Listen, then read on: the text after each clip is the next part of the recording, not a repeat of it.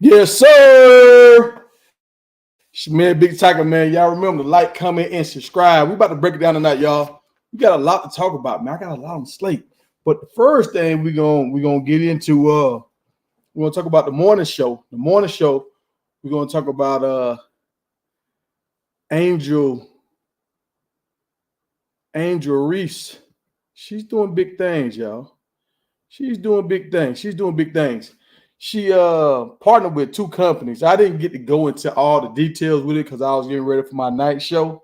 But tonight, after I get done with the show, I'm gonna go into all the details to this. I mean, I don't think she's gonna be really owning stuff. She's probably just gonna be the face of the brand.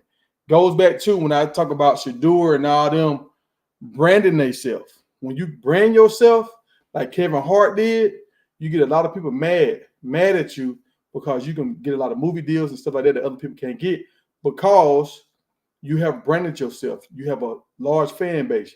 Your fans will support you.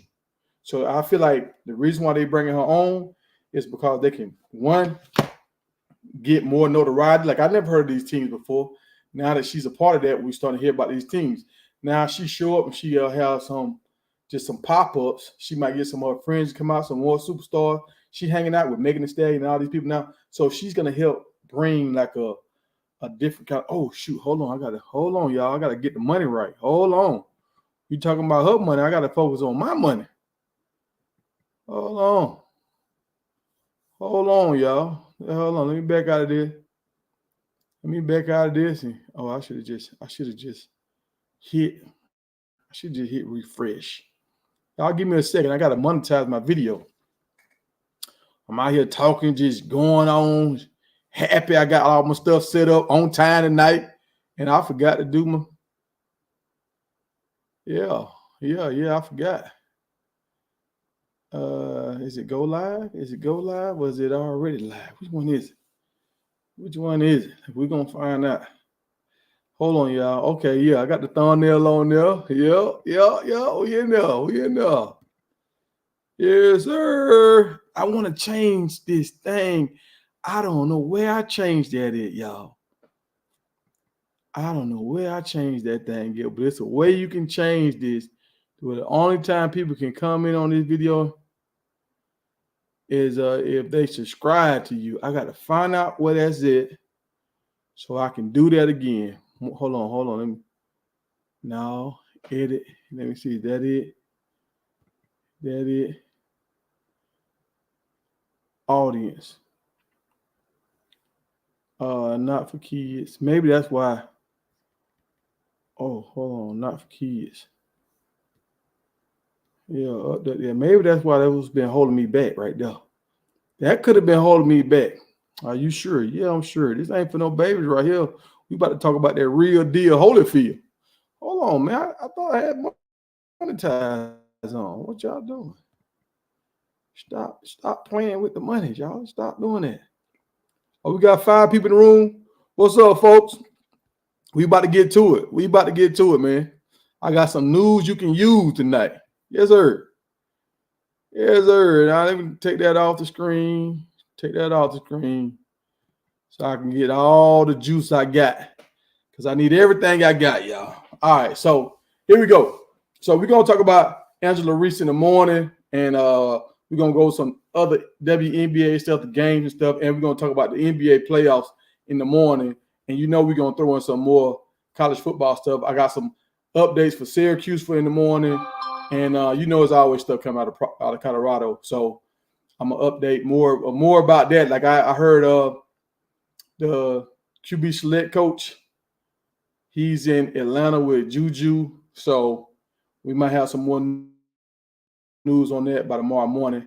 You know, my show in the morning is at 10 a.m. Eastern time. I do a show at night at 10 p.m. Eastern time. So y'all lock in with me. Like, comment, and subscribe. If I get up to 10,000 subscribers, I might try to go full time. If I don't, y'all gonna have to get me when you can. So let's work together and get this thing right. So the topic of tonight, let me see. The topic of tonight. We want to talk about how good Colorado has has upgraded. All right, so look at this right here, y'all. At first, I was happy when we landed Green. When we landed Green, I was happy. I said, okay, that's gonna help our pass rush. He's one of the top pass rushers in the country. Hold on, let me get on my comments over here. Let me get on my comments. What's going on, LG?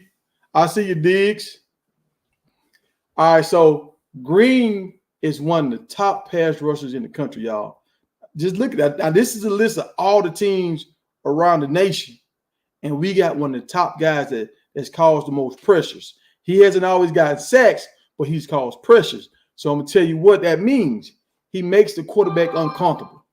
He can make the quarterback uncomfortable, and you want that in your defensive lineman. You want a defensive lineman that can make the quarterback move off his spot. Now he has to throw unbalanced. He got to throw off his back foot. He got to step up into the pocket. When a lot of guys step up into the pocket, they get nervous. They can't see over the line. So a lot of things happen, and a guy like this can flush your quarterback out of the pocket. Once you make a guy run to a certain side of the field, a lot of times they teach quarterbacks don't throw it back across your body, because when you throw across your body, most guys don't have enough arm strength to make it get to where they're trying to go.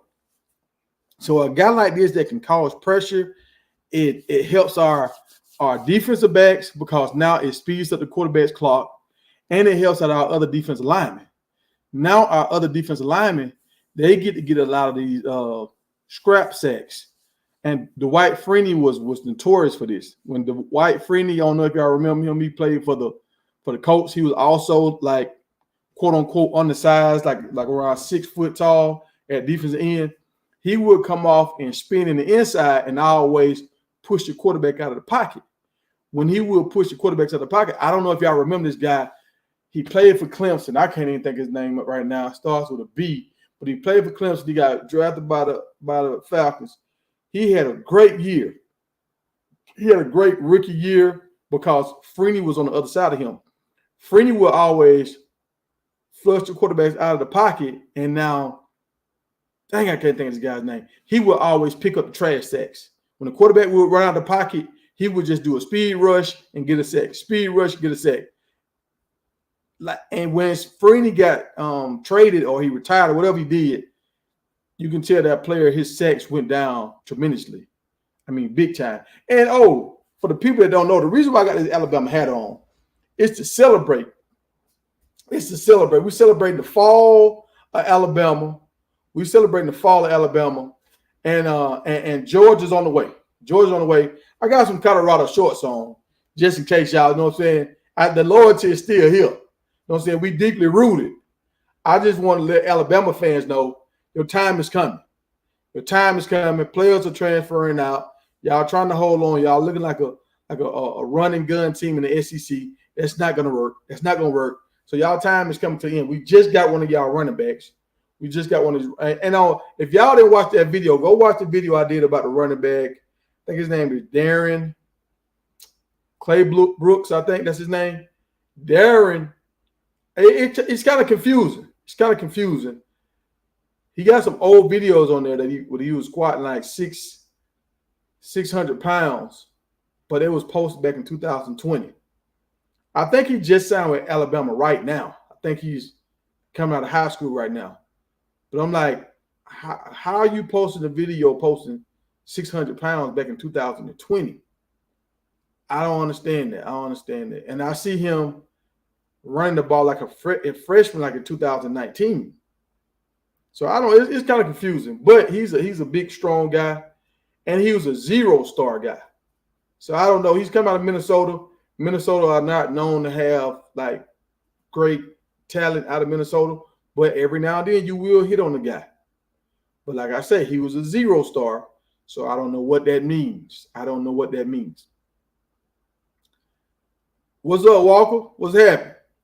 So what I want to talk about today, y'all, is the talent that we brought in. So we lost 2 4-stars, Dylan Edwards, and you can say another 5-star. You can say McClain, but he was really a 4-star once he hit the port, right? Because he didn't have a great season at people thought he was going to have with Coach Prime. He didn't have that Travis Hunter kind of burst on the scene and just shut stuff down, right? He was struggling to get on the field, a lot of stuff. So they dropped him down to a 4-star. So we lost we lost McLean and we lost Dillon, right? But we brought in the same type of talent and more. Like we lost 2 4-stars. We brought in 8 4-stars. Listen to what I'm telling y'all. We lost 2, but we brought in 8. And a lot of these guys are on the defensive end spots, the line, wide receivers. So the places where we need the guys the most, D-line, offensive line, like we stack, man. We stack. So I'm going to get into the guys that I think are going to help us the most. First of all, I'm going to say LeJontay Western. I think he's going to help us the most. I think him and Shedeur, remember him and Shedeur signed with the same school coming out of high school. Shedeur just transferred to Jackson State with his dad. And LeJontay, he stayed there. So I think they've been wanting to play with each other for a long time. They've been keeping in touch. That's why when Shedeur reached out to him, like, bro, I want to play with you. He was like, yeah, that's what's up. And like he was already doing big things over there. And I'm going to say this. FY, I think it's Florida Atlantic. Florida Atlantic, they have put some guys in the league. I mean, they're in Florida. They got a lot of talent out there. They have put guys in the NFL. So it's not like you can't go to the NFL from Florida Atlantic. But we all know Florida Atlantic does not have a spotlight. Like Miami overshadows them, Florida State, Florida, even Central Florida, and like other schools are starting to overshadow them now. So it's hard to get seen down there. I mean, scouts can find you wherever you're at, but you want to be somewhere where you can get seen.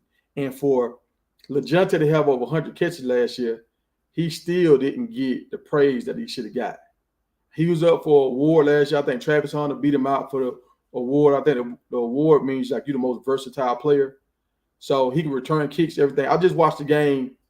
I watched the game when they played against the Bulls from Tampa. Man, if y'all go watch that game, I sent it to LG today. He showed everything, y'all. He showed his return ability. I think he returned a kick that game. I think he maybe had like 100 plus. I think he had 3 touchdowns that game. I know he had some jump balls. Like he was getting off, man. And this dude is a real threat, and I can't wait to see what him and Shedeur gonna do.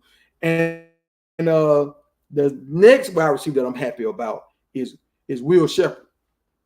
I think Will Shepherd is a classic guy that's a big-time wide receiver, but he's stuck in the system where he can't really get his name out there because the quarterback couldn't really get in the ball. Maybe the offense coordinator really didn't like throw the ball like that. But he just was a good guy on the team with a bunch of guys that wasn't up to par. Now he's going to come over here to Colorado, and I don't think he's just going to be another receiver. I think he's going to be a big-time wide receiver for us. He's going to make a lot of plays for us. He's going to score a lot of touchdowns. I think he's going to be one of the focal points of our offense. But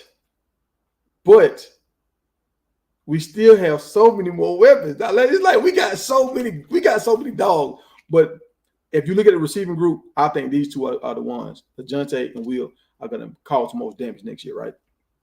All right. So next, I went to the offensive line. We already brought in the offensive line during the spring, and I was happy with the offensive line. I said, okay, well, we can see already our offensive line is better than what it was last year. We can already see the mentality is better than what it was last year. But what happened after spring ball was crazy. After spring ball, we brought in some guys that are bigger and I think have more potential than the guys we brought in December over the winter.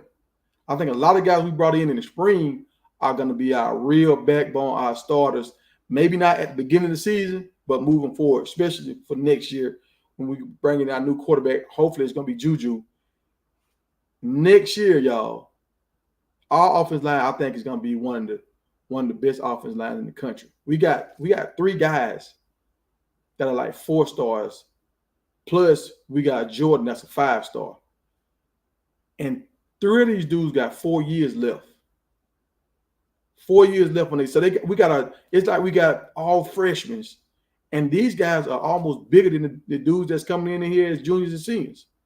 So like the guy from Clemson that's 6'5", what's his name? Zach Owens. He's 6'6", 375. Georgia boy. Georgia boy. And that's another reason why I got the Georgia shirt on, y'all. Got to represent for the home. Hey, look, I'm a Georgia boy, y'all. I'm Georgia stand up. I'm always represent for the Georgia boys. And we got a lot of big dudes, man. We got the dude Humble, the 6'6", 320 dude from Villanova. I like him. The only knock on him is he only had 1 year. So 1 year, he comes in as a good insurance policy, but I don't know. He might be able to beat somebody else. I seen this guy dunking a basketball, so he's athletic. He can move. He can play all positions. So he's a security blanket, but I wonder will he be able to take somebody's spot? When you got 1 year left, man, he's going to have a ride of his life his last year, but I want to see him play, but I don't know if he's going to be able to get on the field because we have so much talent, and that's a problem you want to have as an organization. You want to have that talent when you can tell a guy that you know is athletic, that's good. Like, look, son, I want to get you on the field, but the guy in front of you is just so darn good, I can't get you on the field. So hopefully that's the problem that we're going to have. None of these guys can't transfer right now until December. So we got everybody on the roster. Everybody's going to be there. And Peyton, I think his name is Garland, is 6'6", 350.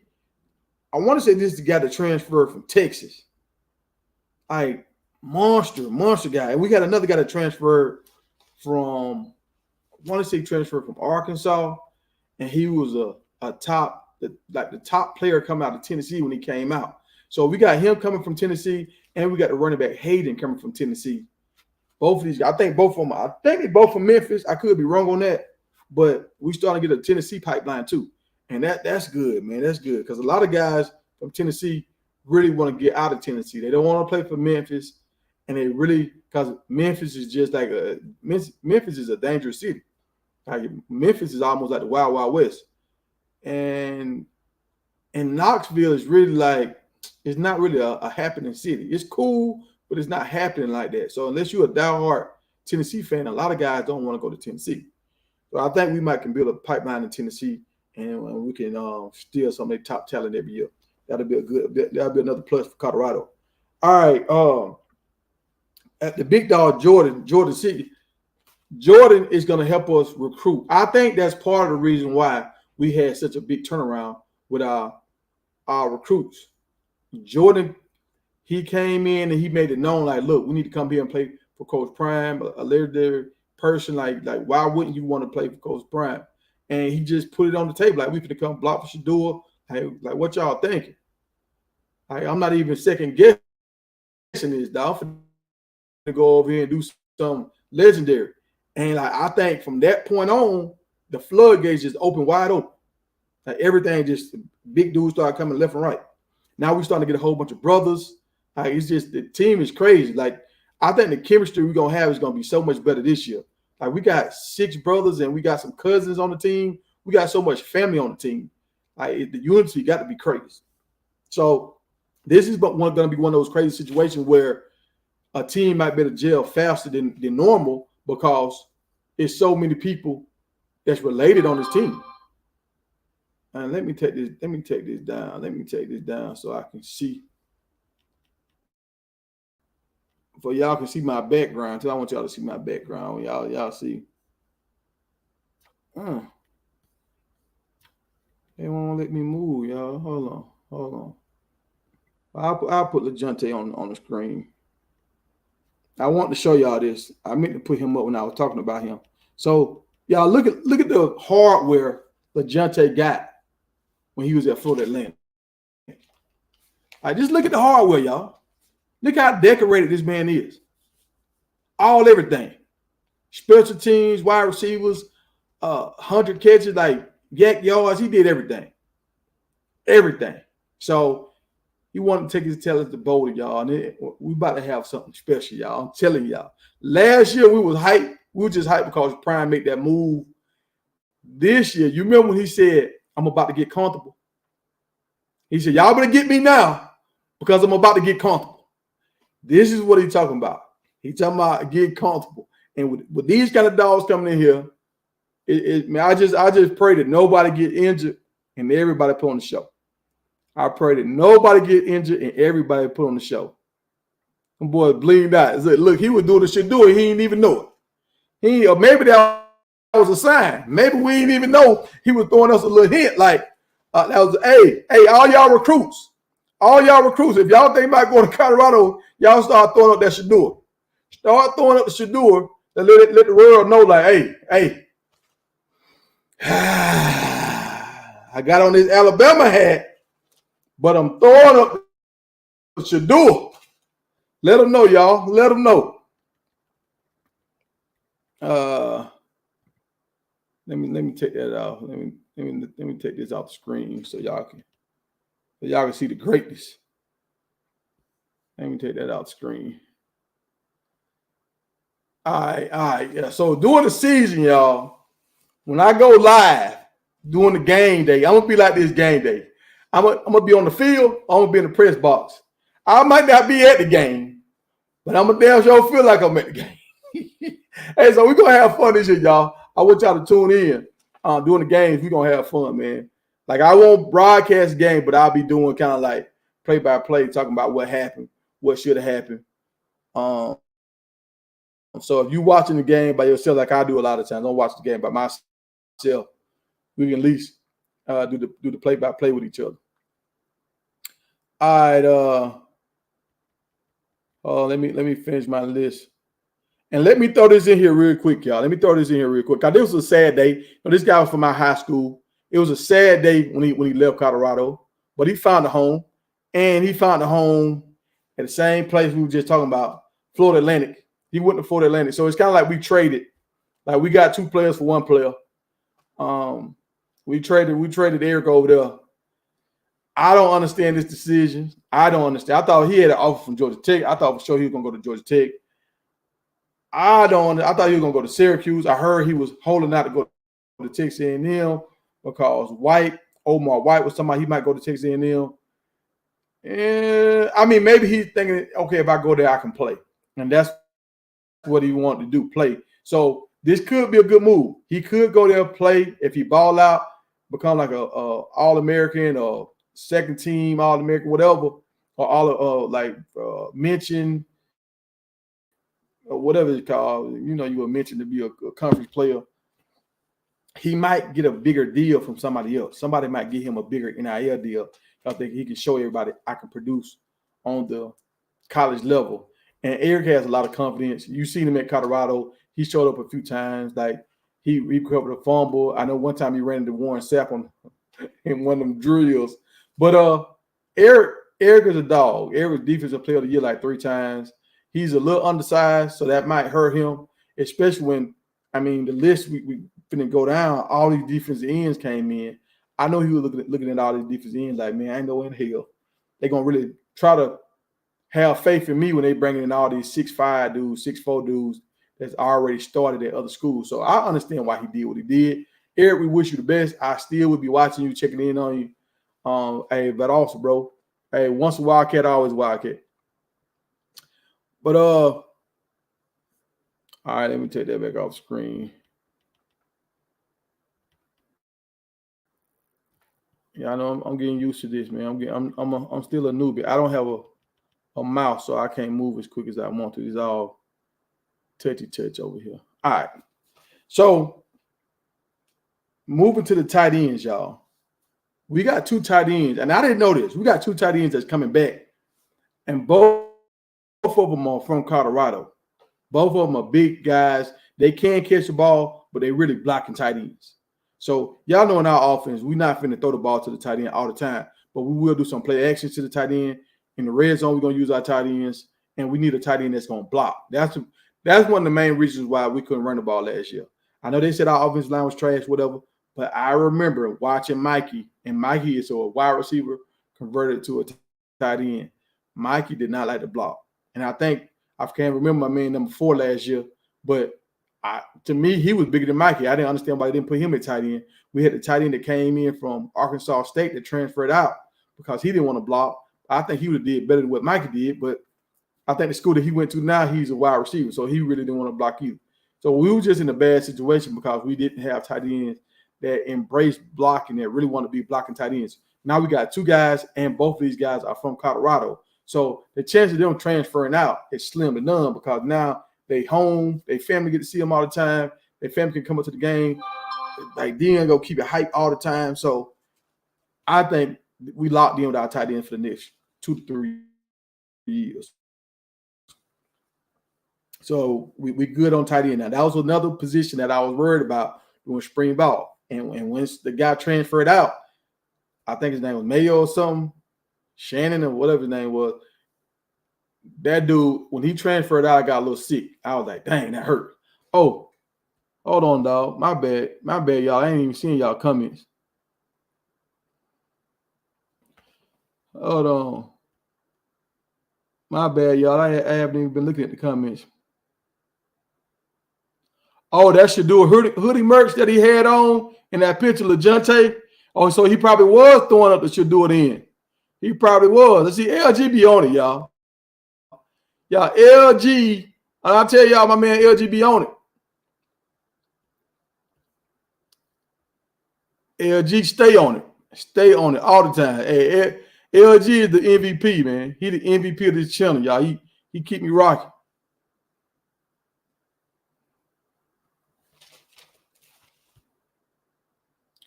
Yeah, I heard Promo saying that this morning about the see. Look, we gotta slow down on Promo. At first, he was saying 200-yard rushes and 2,000-yard rushes and 2,000-yard receivers or 3. No, he said 3,000-yard receivers. So now he done back down to 1 running back and 2 wide receivers. So I can see. I think we're gonna have 1,000-yard wide receiver, and I think we're gonna have 1 wide receiver that's gonna have 10 touchdowns. And I think we're gonna have a few other guys that's gonna have some big plays. And I hope as a collective, I hope we have over 1,500 yards rushing with all our running backs. I'm good with that. We might have 1 running back that might have like 7 touchdowns, 6 touchdowns. But the running backs we got right now, it's hard. Like Hood gonna do his thing. I feel like Hayden gonna do his thing. We already know Michael Welch gonna do his thing. Unless one of these guys get injured, I think we got the guys that can break long runs, that can run in between the tackles. We got what we need. And with the addition to the guy that just came from Alabama, I don't know how ready he is, but he looked elite. But the competition he was playing against in Minnesota, I can't really get a good judge of that. But we will see. We will see. Y'all know Promo. Me and Promo be going back and forth all the time. We're gonna have to start bidding moon pies or something. Yeah, hey, Weston is the truth. He the fan favorite. Hey, Weston gonna dominate. And this is a wide receiver that I want out of high school. I'm gonna get that list later on in the night. It's a guy I want out of high school, y'all. We got to target this guy and try to see can we bring him in here. But it's a guy in high school that's almost a clone. He almost a clone to Western. He almost a clone.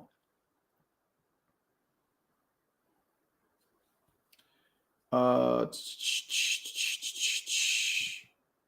me see. Let me just catch up. Yeah, I think Eric should have stayed. I think he should have stayed. But I can tell Eric don't like that spotlight like that. He ain't working on his channels. He ain't working on his social media. So some guys that don't like that spotlight, and he didn't come with his homeboy. He really came to Colorado because his homeboy was coming here, and they came as a package deal. Now his homeboy is not coming. I think Eric one of them kind of guys that like to be kind of ducked off, and you know you got some guys like that. They don't really like a lot of attention like that. So yeah, it is what it is. You can't make everybody happy. Oh, we're gonna win next year. We're gonna win. We're gonna blow it. We gonna know when we play when we play Nebraska. Nebraska gonna let us know. I feel like we can beat Nebraska by 21 points. If we beat Nebraska by 21 points, now I might get on my high horse and start talking crazy. But as of right now, I'm gonna keep it low. I'm gonna still say we going like I might say 9-4. Can we go 9-4 or 9-3, something like that? I believe we're going to a bowl game. I believe we're going to a bowl. All right. The quarterback situation. Now, this is the situation I don't feel great about, but this quarterback situation, it didn't go down. Our quarterback, like the backups, we still got the backup we had last year, and we got two more guys that kind of look like the same guy that left. Like neither one of these quarterbacks that came in have shown me if Shedeur go down, they can take over. So that's the only spot that I'm kind of worried about right now. The punter that we have, I don't know if we got a new punter in this year or this is the same guy from last year, but I know we got a punter that can knock the cover off the ball. You know what we got with Mata. Mata gonna do what Mata does. I think Philly was trying to leave, but he came back. I think he was thinking about leaving, but he came back. But I think we added another dude, another kicker. I'm thinking, I don't know if it's we already had the punter last year. Maybe we added another kicker because another kicker came in and they were talking about how strong his leg was. So I think that's why I feel it was about to leave. But he stayed. He stayed. And I feel like with all these dudes, Colorado is the best place to stay, even if you're on the bench, because your pro day, you're going to have so many scouts there. And if you get a chance to kick or do whatever, you get a chance to have some film and you do what you're supposed to do on your film, and then you have a great pro day. I think Colorado and Georgia, and maybe it used to be Alabama. Now it might be Ohio, might be the only schools that people come at and really try to take a look at you, even though you're not a starter. Because Colorado got so many transfers that's coming in here that were starters at other schools. They already had a grade. So let me see. What's up, DD? We got a new DD in here.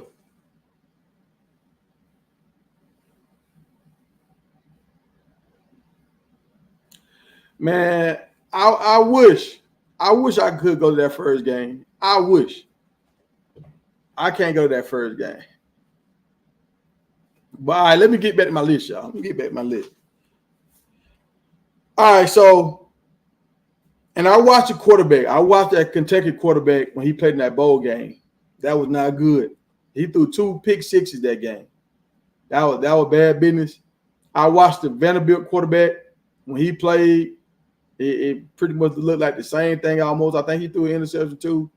So, but the positive thing about all of this is they're working with the same quarterback coach that Shedeur is working with. That's the positive thing about it. And I've been asking that question. I was wondering, was that going to happen? And yes, that's going on. LG told me he works with them guys for free. After practice, he gives it like just a. I guess since he's working with Shedeur, he worked with them guys too. So everybody's getting work. And that's a plus for Colorado because now you see Juju is already one of the best quarterbacks coming out, but he still wanted, I think his name is Daryl. He wanted Daryl's information. Daryl Colbert, I think that's his name, quarterback select. A select quarterback. I keep messing that up. I get it backwards. But I think Darryl is going to help Colorado attract a lot of big-time quarterbacks because I've seen it time and time again, a lot of quarterbacks that go into the draft, once they get ready to go into the draft, they start breaking them down, picking them apart. He don't do this right. His footwork is wrong, all this kind of stuff. He got a long wind-up, slow release. They start saying all that kind of stuff about these guys. And from what I'm seeing, he gets the most out of your ability, and he kind of gets you where your form is at tip top, like kind of like how Peyton Manning form was, or you can kind of say Brady form. They had like real good form. So he cut down on a lot of the sloppiness. And if you notice with quarterbacks, when quarterbacks do stuff wrong, like if they step wrong, if they don't have their feet turned the right way and all that kind of stuff, it affects the ball. It affects how the ball come out off your hand. It affects how the ball gets to the receiver, all that stuff. So I think he's going to help a lot of these guys out. And even if the guys we have on our roster right now are not our future, they can learn a lot here and take their talent somewhere else and probably get a chance to play. And it's going to help us bring in a lot of big-time quarterbacks. Like I said, if Juju won his number, and I think Juju is the best passing quarterback coming out next year. Yeah, we did add a long snapper. We lost a long snapper, and we added a long snapper. So I don't know what that means, but I guess that's a good thing. I didn't see anything bad with our long snapper last year, but with all that long snapping stuff, sometimes they time it to make sure, like if you can't get it back to the kicker at a certain amount of time, they hate that because you're giving the defense a chance to block the ball.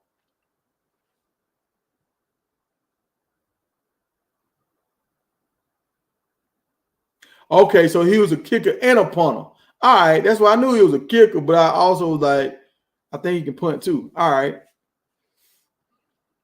What's up, DD?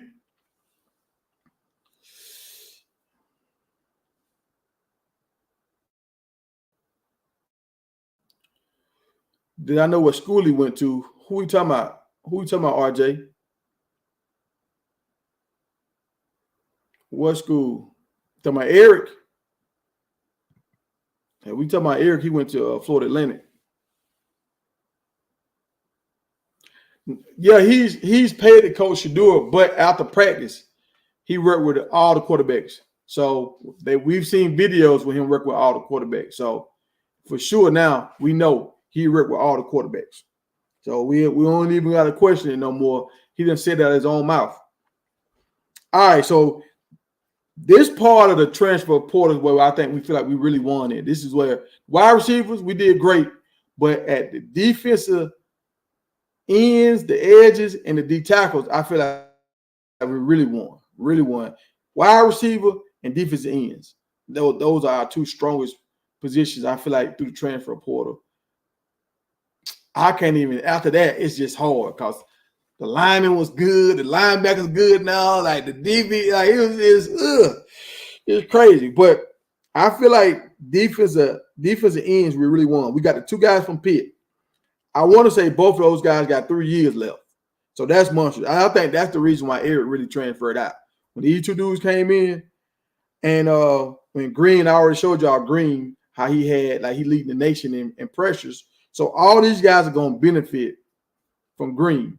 We got the guy from LSU, Wiggins. Wiggins look like a monster. Like he got 3 years. He's a physical beast. Now, I saw something today that was kind of weird. Well, I ain't going to say it weird. I seen Derrick Henry and the linebacker, Anquan, I forgot his last name, but he played for Georgia. So one guy played for Alabama, one played for Georgia. They both playing for the Baltimore Ravens right now. And these are big guys, but they didn't look like super ripped up. They look like a hard-working man, like in a lumber yard or something, like an old school, like Mr. T. Like they weren't super shredded. They were just, and I've noticed this sometimes. Some guys that are super shredded are great warriors in the weight room, but on the field, sometimes they don't produce as well. Like I know a guy that played with me. He ended up going to the Canadian League. He looked like the milkman, but he a Hall of Famer in the Canadian League. He's a Hall of Famer. This dude could do everything. Kick the ball, pump turn, wide receiver, running back. But his body looked regular. We used to call him Little Dookie. He looked like bullshit. But he was a monster on the field, boy. He was a monster. What's going on, Didi? Hey, Didi, we got another Didi here trying to take your spot tonight. We got 2 Didis in the building tonight. All right, so Wiggins looked real good, but Wiggins, he looked like how you think as a football player is supposed to look, but sometimes that don't really mean that. That's why I brought that story up. And this is what I hope happens with all these defensive ends we have.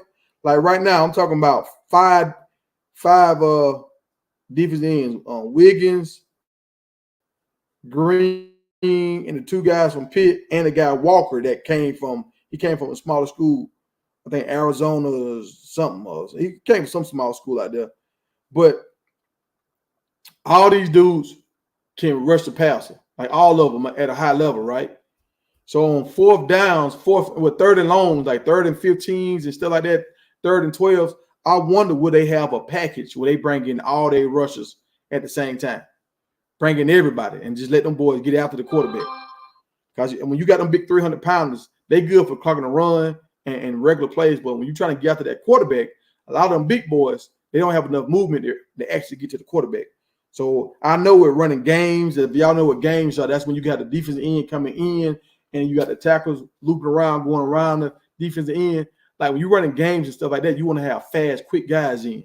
So I hope we have a package where we bring in all these defensive ends and just let these boys get after the quarterback. Now, the block bully, I'm on the fence with the block bully. I ain't gonna lie to y'all. Like he looked like a monster. He can play. Same way like the dude for LSU. Both of them boys look good. And I heard his track record. He decent. But I didn't see it. I know he had his surgery and stuff. So if I didn't see it, I'm not just gonna give you praise. I didn't see it. Like when I watched his tape, he looked good on his tape, but it didn't just blow me away. And I heard him and Coach Prime talking at that time. He was talking about going to the draft, and he was like, first round, going to the first round. Now, these tackles can go in the first round, but if you're going to go in the first round, you got to dominate. I'm talking about it can't be no question. You got to be the man, because I thought the guy from Florida State was going to go high. He did like one of the best combines ever, and he still wasn't in the top. He wasn't in the top 3 defensive linemen. So he didn't go in no first round. I think he went like in the third round or something. But so if you want to go first round as D lineman, you got to dominate. So I hope he gets a chance to do that. We got the defensive ends that cause rush around the end to make these quarterbacks step up in the pocket. So he might benefit from that, but we will see. The D lineman that I like the most, and we will see what happens, was Thomas, the guy that transferred from Louisville. This guy, I like his feet. I like his size. He got the whole package to me. Like he a big dude, but he got quick feet. He got feet like a little man. And he's versatile. They don't split him out at wide receiver. He don't call interceptions. Like he a dirty player. Like he get out there. Like he got that Warren Sapp kind of demeanor. I don't know what happened at Louisville. Now I'm not gonna say I don't know what's going on in Louisville, because I don't see a bunch of guys transfer out of Louisville that's good players. So I can't say that he's not good because he's transferring out. Because I just seen a wide receiver, a safety that transferred to Syracuse. Well, he a corner. I'm gonna do a video about him. He's a corner. He came out of high school early, like what Juju's doing right now. How Juju he reclassified himself so he wouldn't be a junior, he'll be a senior next year. This cornerback did the same thing. Now you know how hard it is to do this as a cornerback. A cornerback, you got to run wide receivers. You got to be physical out there on the island by yourself. He came out early. He came out his junior year instead of his senior year. He played with Georgia that year. They won the championship. This year he played at Louisville. And now when Fran Brown recruited him to Georgia. Now he just transferred to Syracuse. And when I tell y'all, when I turned on the tape and I watched him, you know who I thought about? Shiloh. I thought about Shiloh. With how aggressive he is. He was knocking people's heads off as a cornerback, knocking people's heads off, but he returned kicks too. I seen him return like 3 kicks to the house. So you can't say he's slow. So I want to see this guy. And Fran Brown went and got him. So he must know, like, this guy got something. He got something. So we will see. But we're gonna talk about Syracuse in the morning, y'all. So all right, now let's get to the linebackers. Nikhil Hill-Green. I think that's how you say his name, but Hill-Green. He's the one that I'm most. Well, I can't say that. I was about to say he's the one I'm most high on. I feel like he's the one that's most polished. Let me say that. I feel like he's the best leader. I feel like he's played at a big program at a high level with a coach that's a legendary coach. I can say what I want to say about Harbaugh. He's a winner, so he knows how to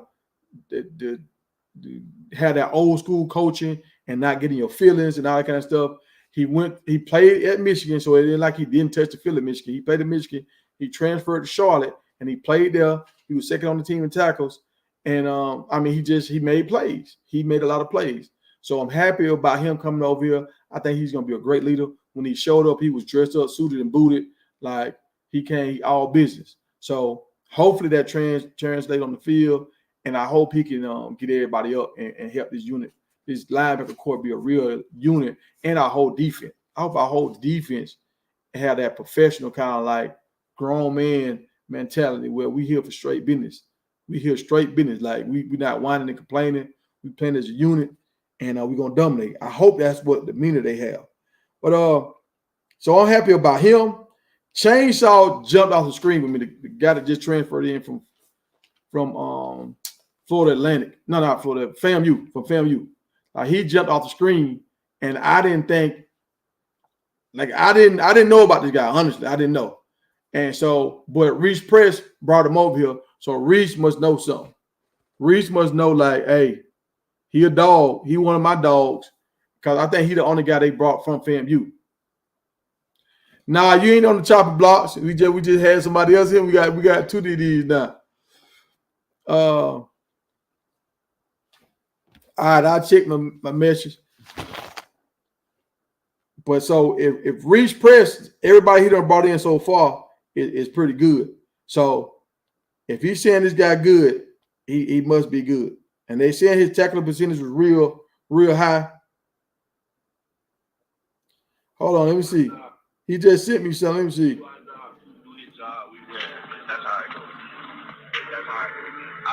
This is Jimmy and LeJounte Weston. They're on the bus talking. They like they're in the van or something, like a real nice van. Like that, they just we got Coach Scott. We got no coaches over that bit. And we got no boys on that side. On that island for real. DJ, Preston, Child, no boys. Okay. Then we got some more lands coming in. They talking about the cornerbacks they got on the island. They talking about we just do our job. I think they saying Shadur gonna get us the ball. And they talking about the coaches. Let me hear the beginning one more time. Yeah, he said we do our job to do his job, we win. And that's how I feel. That's how I feel right now. Like if they do their job, and now we got an offense that Shadur is comfortable with, that he really want to run. Because if y'all want to, I've been watching Shadur since he's been in college football. So I even watched him a little bit when he was in high school. But I've never seen him get mad with his offense coordinator like this. No.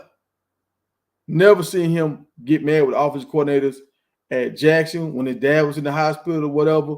I never seen him get mad. And y'all gotta remember that second year at Jackson, Shadur was turning to Shadur. Like he was the best thing smoking in the sweat. So if you gonna have a big head, he would have got it at Jackson. But he never argued with them guys at Jackson. He never talked back to the coaches at Jackson. So and he had two different offensive coordinators.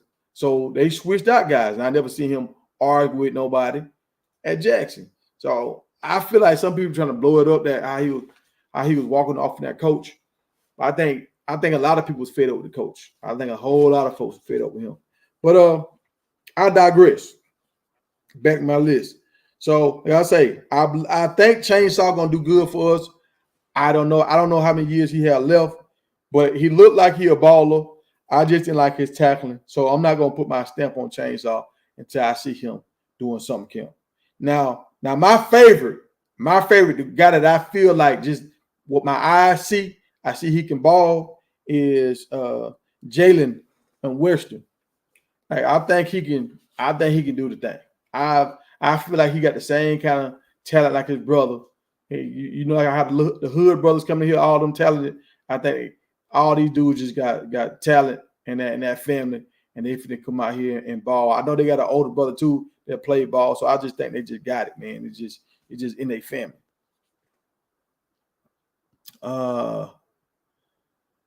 Hey y'all, we got our number one hater in the house, man. Number one hater, give a shout out to Peter. Number one hater, he keep the chat lit. Hey Peter. Before every game, Peter, before every game, I'm thinking about seeing how much hate you can put out before the game. Just so when we win, I want to see how you're going to act after we win. I know who you are now. I know who you are, but you keep the chat going. I will say that. I think you the number one. You and LG, y'all my top two commenters in the comment section.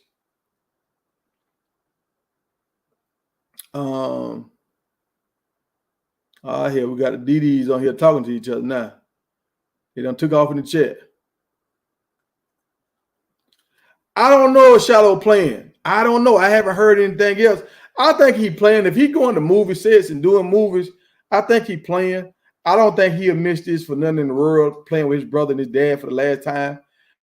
I think he might even play if it cost him something. You know, if it cost him a football career, I think he might play just to have his moment with his brother and his dad. And I feel like Shallow is much more than football. Like I understand that it's the family business, but I feel like Shallow, like he already doing other things. He doing beats. He acting in movies. He's surfing. I mean, surfboard, snowboard. He's doing a lot of different things where he kind of getting his name out there. And now he already got a brand. So even if Shallow don't go and play football for a long time, or if he don't get drafted or whatever, I think Shallow gonna be all right. I think he's gonna be good.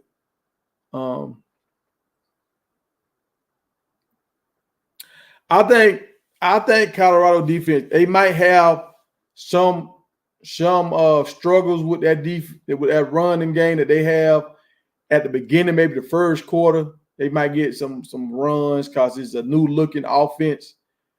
But after they make adjustments, whatever, I think they're gonna shut it down. And I feel like when we start throwing the ball on them, look, this team is not gonna hold LeJohntay. Clemson couldn't hold LeJohntay. The SEC couldn't hold Will Shepard. And y'all know they ain't going to be able to hold Jimmy. Jimmy got too much speed. And US, man, they won't be able to stop our offense. And our offense is going to force them to get out of their run. So once they have to start throwing the ball, I think that's when the game going to get ugly. I think that's what's going to happen. I hope that's what happened. And yeah, y'all hit the like button. Hit the like button. Light it up. I need more likes, man. My views been going down. My views have been going down since I've been on my StreamYard. I'm trying to do the StreamYard so I can get people in here with me. And I forgot to drop the link. I don't know what's up with the panel tonight. I think everybody, they might be taking their girls out tonight. I told them guys to have their list ready. I guess nobody had their list ready. They didn't do their homework, I guess. But let me see. Well, let me get through this list and then I'll open it up for the panel to come on here. I only got a few more guys on here.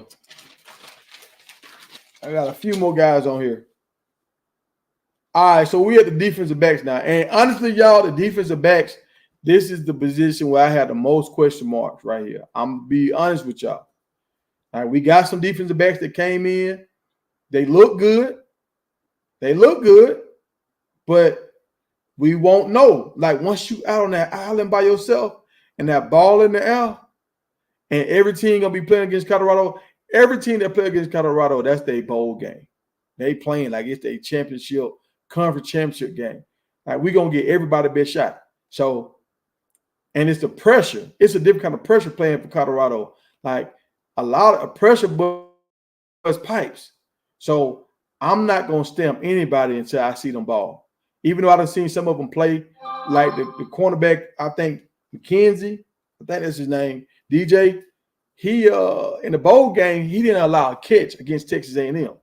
But I haven't watched that bowl game, so I don't know if they quarterback sat out. I don't know if the receiver they was going against. Because I don't know. I know that wide receiver, their best wide receiver, he transferred out. So I don't know if he played in the bowl game. I don't know who he played against. So I can't crown nobody because I just don't know enough about these guys. Now, I like Savion Riley, from the guy that came from Vanderbilt.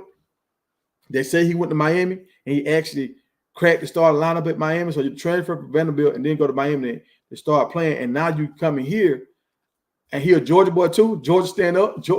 Hey, Georgia stand up. Hey, Georgia Dog, I always got to pull my Georgia boy. And then RJ Johnson. I want to say he's a Georgia boy too. One from Arkansas. So, I mean, I got to pull my Georgia boys, but they look good. When I looked at both of them on the tape, both of them tackled the best. Out of all these DBs we got coming in, these two tackled the best. I can't say we really had a show enough ball hawk that came in here. I seen some guys that played good defense, but I ain't see just a show enough ball hawk. Travis is the one we got. That's the ball hawk on our defense. So we will see. We will see. Now, number 8 looked good. Number 8 DJ looked good, but I can't give him that. And Herm Smith, the guy that played at Jackson, he flashed some in spring camp to me.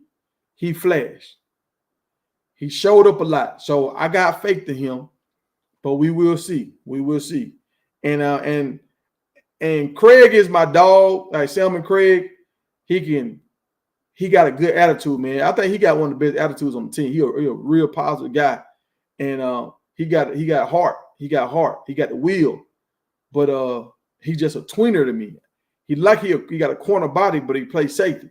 So I don't know if he can take that beating like that in between them lines. I wish he was a little faster so he could play corner, but hey, he been making plays though. He's been making plays throughout his career, and hopefully he'll continue to keep making plays for us.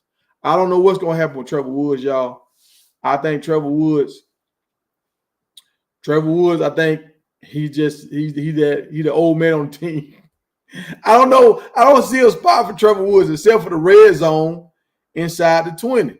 Like inside the 20, maybe the 30 going in, Trevor Woods, that's my guy. That's my guy at the star position. I don't like him at linebacker because I don't feel like he's strong enough. And I don't like him at safety because I don't feel like he's fast enough. So,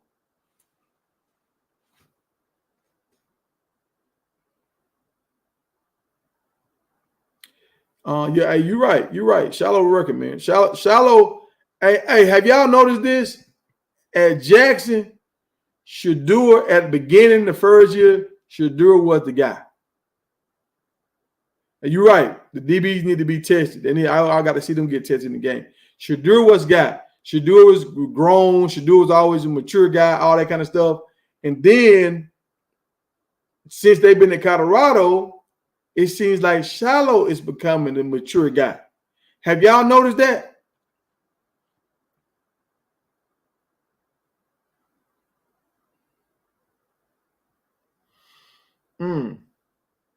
You said that was not a bowl game? Oh, the Big 12 championship. Okay. All right. My bad.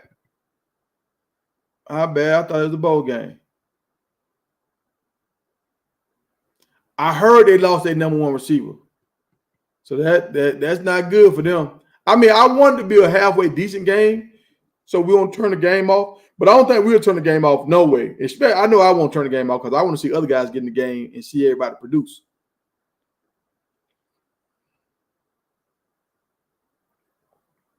Mathis, I think Mathis is going to Mathis. I think Mathis, when he get his time to get in there, if he work with them 2 quarterbacks, he might show up. But I think Mathis is in a tight situation because I feel like if we get Juju next year, we're going to get a bunch of big-time receivers. So Mathis is in a bad spot. He can run routes good. He got good hands. But he unless they just embrace him, he had Julius Edelman, unless he be that, it's going to be hard for Mathis. I'm going to scroll through these real fast. Yeah, the safety. We got a nice little crew. We got a nice little crew. Peter, you need help, man. You need help, Peter. But you need to go sit on somebody's couch, Peter.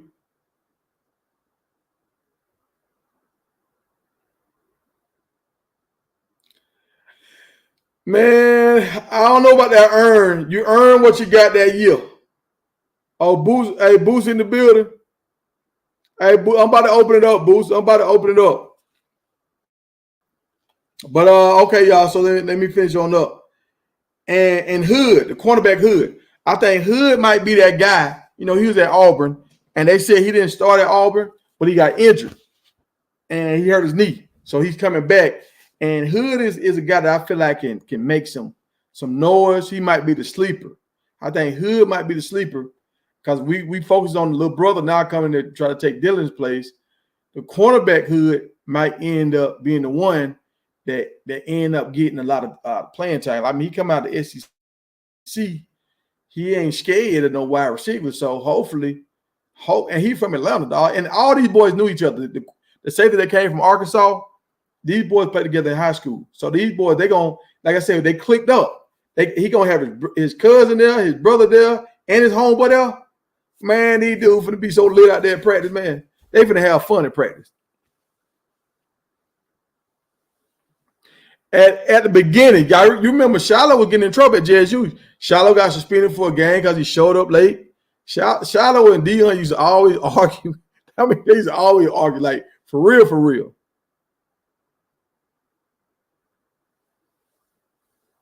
Oh, now Shiloh always hold everybody in check now. He hold everybody in check. He don't mind laying down the law. That's one thing I know about Shiloh. He don't mind jacking folks up. And on the law, he do it. I think that's why his sister left. I think his sister was like, man, I can't even get my groove on. My brother always up in my business. Oh, I know they got a good program, but you can have a good program all you want. When these dogs come in there, Al State had a great program. I played for Al State, but we wouldn't go play against LSU. We almost got our teeth knocked out of our mouth. All right, hey, it's a difference. It's a difference. When you used to go against linemen that's 268 and one of them walk up on you 350 and another walk up on you 320 and another walk up on you 360. That's a different kind of, what's going on here? Hey, boy, I need help over here. Like, hey, shit, I need help over here, folks. This motherfucker hell. Boy, I'm trying to hold on over here, folks. y'all don't understand though. Oh, if anybody know Kendrell Bell, man, he played linebacker for the Steelers. Tell him Big Tiger want to holler at him, man. I want to bring Kendrell Bell on the show and tell him some stories, man. I got a bunch of Kendrell Bell stories. We played against each other. Kendrell Bell actually shook my hand at the end of the game. He was like, man, you hell, boy. You hell. I thought he was going to talk shit and be mad at me, but he was like, man, you hell, boy. You one of the best linebackers I done played against.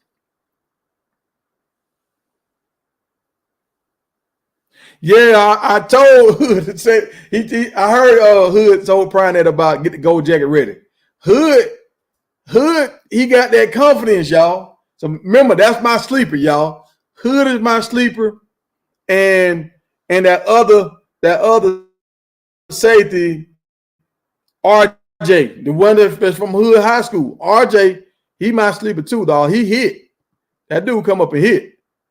I'm gonna tell you what, if we got a corner that won't tackle, RJ gonna take their spot.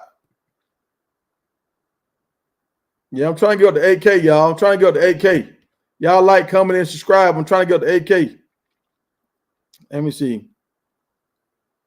Man, I'm telling you, dog, you earn your playing time that year. When the next year come around, everything is open. The books are wide open again. I went back up too far. Now I'm not selling him short, dog. What I'm saying with Trevor maybe got more knowledge than everybody, but he don't got more skill than everybody. So that's the thing. Man, I don't care how big they linemen are, bro. I seen them dudes on tape. Them dudes look like they can go work at Popeyes right now, man. Them dudes, no, bro. Man, I'm gonna show you. I'm gonna show you their line. I got a video, a picture of their line. I'm gonna show you. Dudes like they can go work at the lumber yard.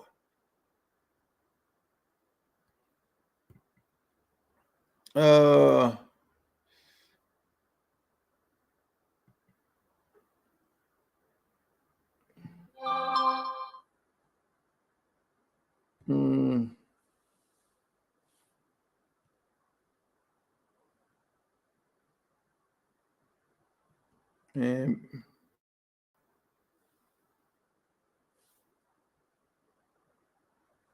you're right. I think BJ Green gonna help the secondary and them guys from Pitt. I mean, I think everybody gonna help, bro. Everybody.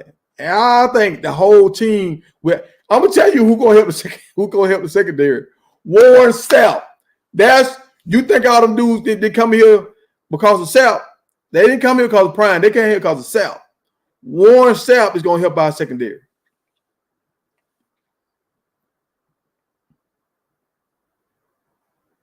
Warren Sapp is the reason why we got all these dogs in here.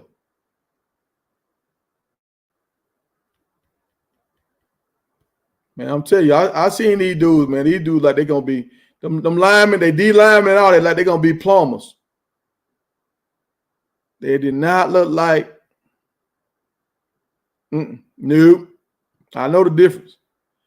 And Peter, Peter, I'm trying to go down the list, dog. You posting from both your list, both your. Man, dog, how you posting this fast, man? You must got your girlfriend help you post, man.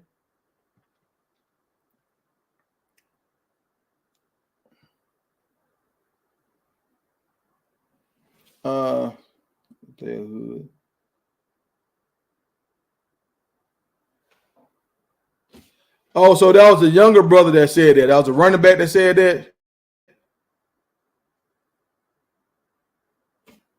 Okay, all right. I know one of the hood brother said that.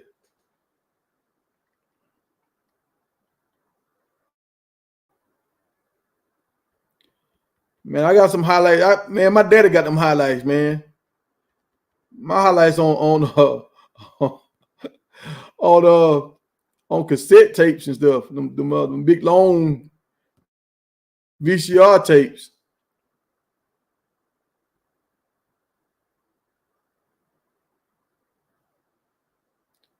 Didi holding down that Alabama. Didi got an Alabama hat, y'all. She got I wear mine, but I wear my Alabama hat just to make Georgia fans mad. Ever since Georgia did Fields wrong, man, I've been going hard at Georgia fans because I didn't like that. There we go. 260 D linemen. Them boys finna get tossed around like trash day.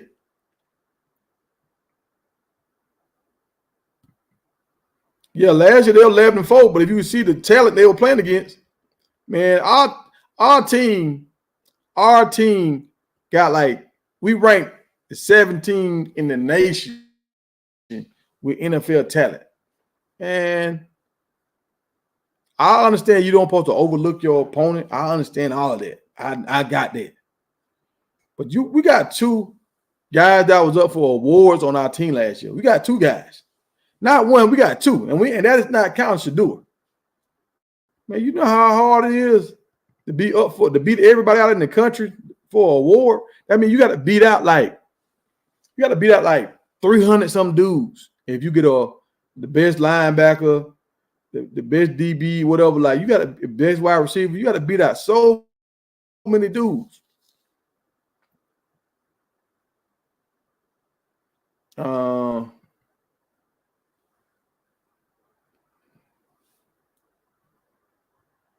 Hey, I'm doing this just to mess with the Florida. I mean, the Georgia guy, Florida guys, all of them. You know, Nick Saban had all them boys scared over us. So I got to figure something else out. I might have to get me a Missouri hat now. I think Missouri coming. Yeah, I done got caught up now. Let me see. I think I done got caught up. Let me see. I had all right. So that's it for my list, y'all. I'm finna open the panel up. If y'all want to jump on stage, come on in. Come on in, bring a friend.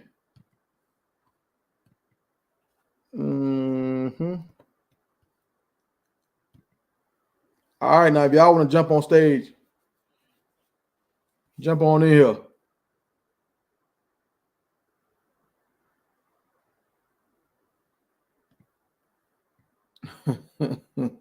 And we're gonna have a bunch of rushing yards.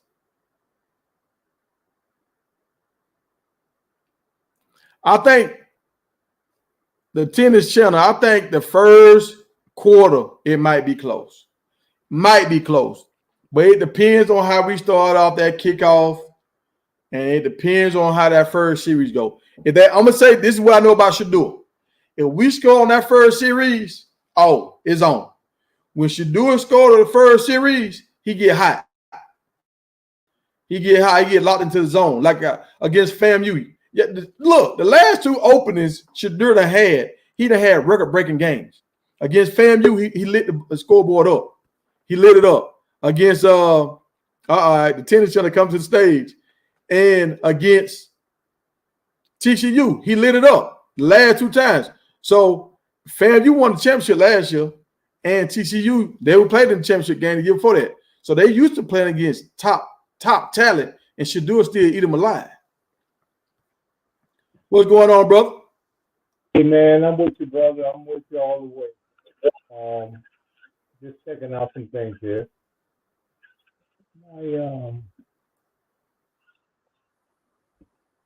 I'm trying to put up an emoji there, but anyway, yeah, it's good, man. It's a good thing.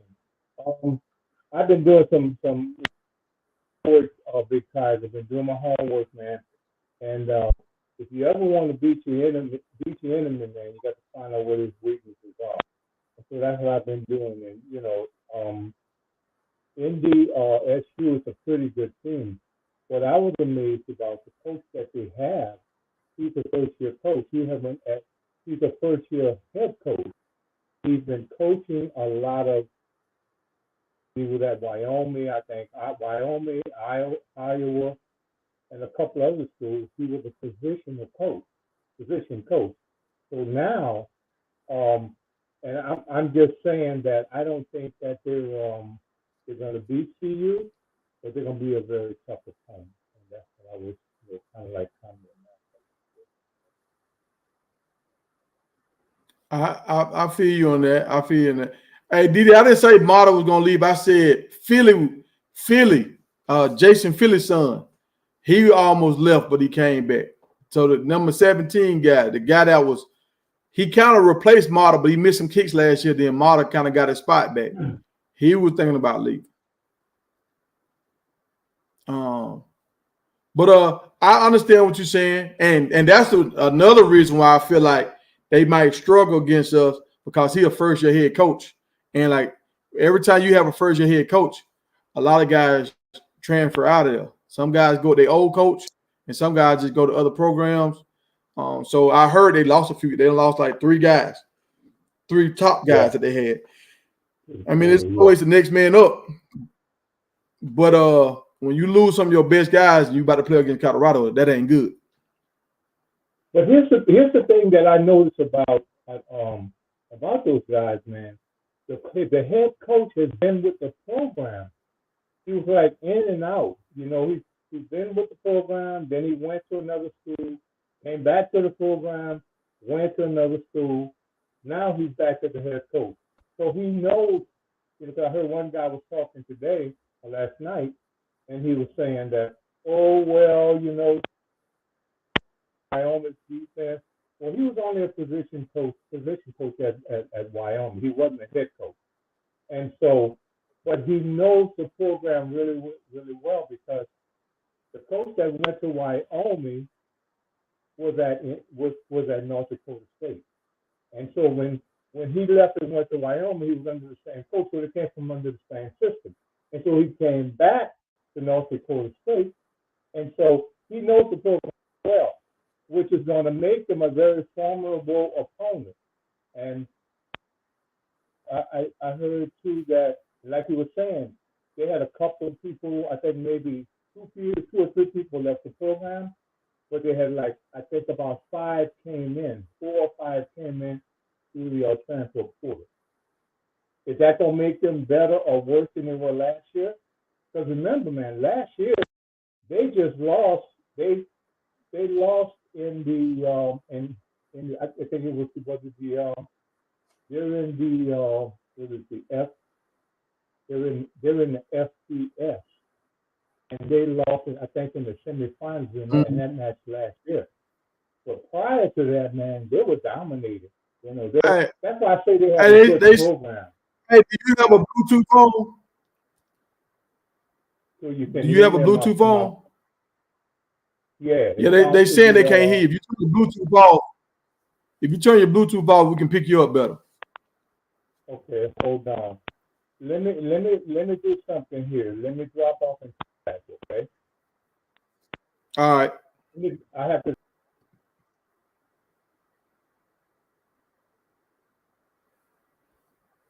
All right.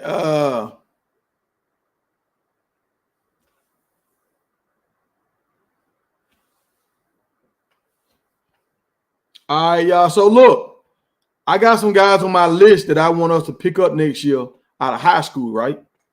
There's some guys on my list I want us to pick up out of high school. And I'm gonna give y'all my list while he's working on his mic. Let me see. While he's working on his mic, I'm gonna tell y'all my guys. So the number one guy that I feel like if Coach Prime is able to land these guys out of high school, it's gonna help our program. It's gonna keep our program. We're gonna go to a higher height than what we are right now. So if we able to land Juju Lewis, and we can land him because you want to have a quarterback. You think about it. Jordan was like the reason why he came to Colorado because he wanted to block for Shador. When Justin Fields went to Georgia a long time ago, a lot of guys, that's the first time Georgia got their number one recruiting class. Because now guys that played against him and guys that have played with him at camps and stuff know how good he is. So they're like, oh, shit, I know I'm going to get the ball if I go play with him. Or we know we're going to win some games. We got Juju. So if we land Juju first, if he commit, a lot of wide receivers from the state of Georgia and Alabama that seen him play and Florida that seen him play, they're going to say, ooh. I might go to Colorado because I know they're going to throw the ball and I know they got Juju. So that's good. Second thing, it helps our offensive linemen. When we get another good quarterback, now our offensive linemen don't have to block as long and they feel confident they got a leader that can help them win. So Juju is the first key guy. That's why I hope we land. That's why I'm so happy he keep going back and forth, talking about Colorado, all that stuff. I hope we land him. The second guy I hope we land is the linebacker out of Georgia. He's the number one linebacker, I think, in the nation, but he's out of Georgia. I know we already signed one guy out of Georgia, so if we get both of these dudes out of Georgia, I don't think they'll be mad. We'll have 3 linebackers out of the state of Georgia if we get I think his name is Zayden Walker. He's the number one linebacker in the country, y'all. And he has not committed to Georgia yet. You know what that's telling me? He's on the fence. He don't really want to go to Georgia.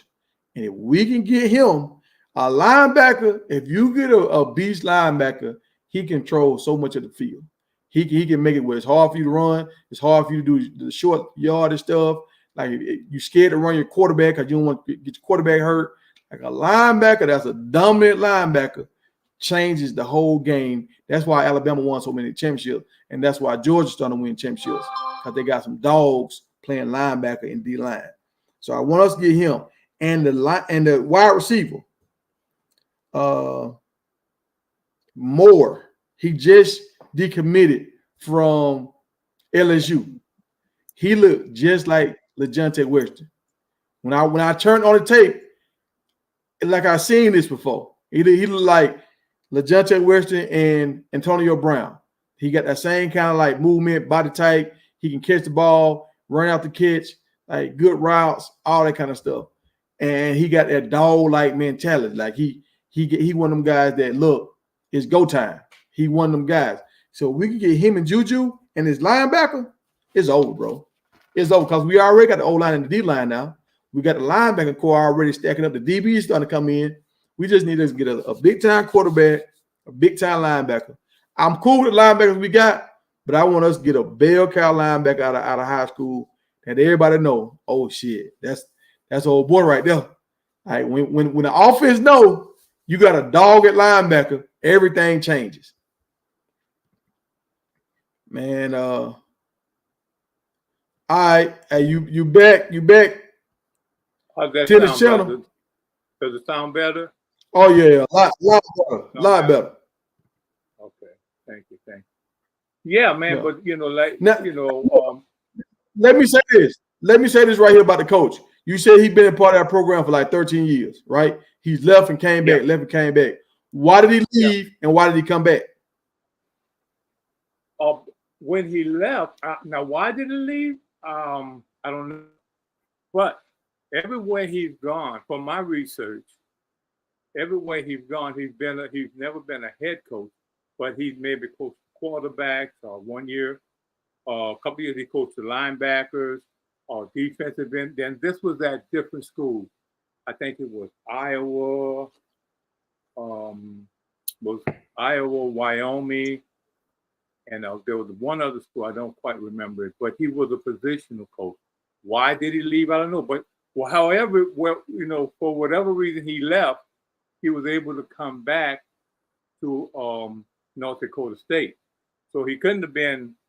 Matter of fact, when North Dakota State was winning all of those championships, he was part of the process in that. So he could have left for maybe, financial reasons. He got more money, came back, they gave him more money because he was that good. Now the challenge is, man, is he gonna be a good head coach? He's been and I don't see why he wouldn't coming back to the same program. Cause see, he's coming to a success, and I'm not necessarily a North Dakota State fan. But man, look, if you wanna know the your enemy's weakness, you got to get to know your enemy. And so that's kind of like I took that little attitude. Let me see what, and I was, to be honest with you, I was pretty impressed with it. Pretty impressed with North Dakota State. I said, okay, well, how did that fit? Being a But, CU fan. well, let me say this right here. And every situation is not the same, but I was at Right. App State. We was the same kind of school like that. Well, we was a smaller school that punched people in the mouth, who was always going for titles and all that. But we had a coach that he been in the program for a long time. And he left Mm-hmm. and he came back. Let him be the defense coordinator. Defense got shredded. But he been a part of the program so long, it's just like, look, you always got a home here. But every time he tried to go somewhere else, or when they tried to elevate him, he never did. Like he couldn't never maintain. But the home school, like, look, we know you here. Hey, you've been a part of this program. You always family. So and then he gonna keep the same tradition. So he a safe guy to keep because you're gonna keep the tradition the same way. You bring in a new guy outside, he might try to change everything, and the wheels might fall off. So at least if you have a homer in there, everything gonna try to stay the same. But once you're the head coach, and you, like I tell people, you got to pull all the levels and press all the buttons. That's a different kind of responsibility. And if he didn't make it at other schools, being a position coach, I don't have a lot of faith in him being head coach. He might do a great job, but that says something to me. Why you keep coming back? Why you ain't elevating outside? But Why you keep coming back home? here's what I'm saying. He's coming back. He's not coming back to just any old school. He's coming back to a school that he coached at that was successful. So he's coming back to a program. He knows the program. If you look at, and I'm going to encourage everybody to do that. If you look at North Dakota and you look at their history over the years, they've had a pretty steady program, and it was knocking off a couple of big schools. I think SDSU was one of them. A couple others. I don't have it. I don't have the list in front of me here. But he didn't come back he came back to a very successful program. That's the thing. He doesn't have to build anything. You know how some new coaches come in and they've got their philosophy and everything. The way I guess they've been building the pipeline. Everybody that has been there for a while, every coach that's been there, and they've got the players that's coming in, they get the players to buy in. Any player, they're going to get some good players. And they're going to get players that's going to buy into it. So when you have a successful program and you have a coach that's been with the program in the past and they bringing him back as head coach, that's saying that they trust him. You know, that's saying they believe in, because it's not like he's gonna be a new guy and he's not used to the program. He's been there before. He's been a position coach with.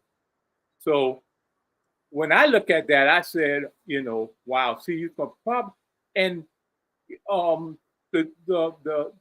North Dakota team that we're talking about that we're going to play is not the same as old.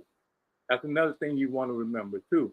It's not the same players or the same too. Now last year they were 11-4, but they lost. They normally in that division they did knock everybody out. They'd win it.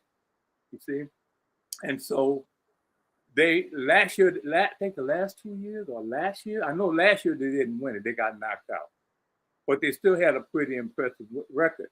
And they were like, they're in the Missouri Valley conference, and so and you're right. There a lot of those schools aren't as strong and aren't as big as some schools that, like in the FCS, but they beat some schools. So hold on. So you thinking? I know you thinking Colorado's still gonna win, but where do you think they're gonna dominate Colorado at? North Dakota State. What aspect of the game? I don't think they're going to dominate CU. I believe that they're going to be a formidable opponent in some cases. Like you guys were talking earlier, you were talking about the running back. If we don't stop the run, he's gonna have a good day. If we can't slow him down or stop in some kind of way, so it may be dependent. Like I said, our defense still have to be battle tested too. So that's gonna be a test for our defense. Can we stop the running game with a good running back? So obviously these guys are able to open the holes, and the running back able to get to it quick enough, and he's able to gain the yards. So I'll say probably in the running game. In all the other areas, I think we can pretty much dominate them. That would be, and that's why I want to, to do my own personal research on to see who we're gonna be against. Quarterback, not now, sure. I understand what you're saying, because I watched some of their bowl games last year, and that's what they do good. They run the ball, they do a lot of misdirection kind of runs, they do a lot of off tackle kind of runs. So they kind of trying to see what the defense is doing. If the defense squeezes in, they bounce out. But then if the defense outside, they cut up and get 2-3 yards. Also, the quarterback, I think the quarterback last year, he did a lot of running. He was a running quarterback. He wasn't really he didn't do a whole lot of passes, so he was able to run the ball a lot. Well, if they do that, they're going to fall in our favor right there, because if they try to do a lot of running and we stop that running, and they ain't gonna stop our passing, I guarantee they not stopping that. If USC can stop our passing, they ain't gonna stop our passing, especially when our team got better. The only team that really shut our passing down when we had Shador was Oregon, and it was because they just outmatched us. So, and now our team is better than it was last year. So we finna sling this rock. Like saying, I'm gonna tell y'all what I think gonna happen. The same thing I saw Prime do at Jackson. Once he got his boys in there, he started running the table. Like nobody couldn't stop him. And I feel like that's what he's done right now. He done loaded the deck. I mean, I'm not gonna say they on the level as Ohio or Georgia or even Alabama right now, but he's loaded this deck. He come out there with a loaded gun this time. So he really finna take his shot this year. And last year, we were just holding on. We were just holding on like in the storm. Like we just holding on. This year, we coming out swinging. So I'm gonna be happy. Like I'm be talking a lot of trash this year, y'all. I'm gonna feel so good because y'all don't know over here in Georgia, y'all don't know how much hate they have for Colorado. They want Coach Prime to fall so bad. They want him to fall.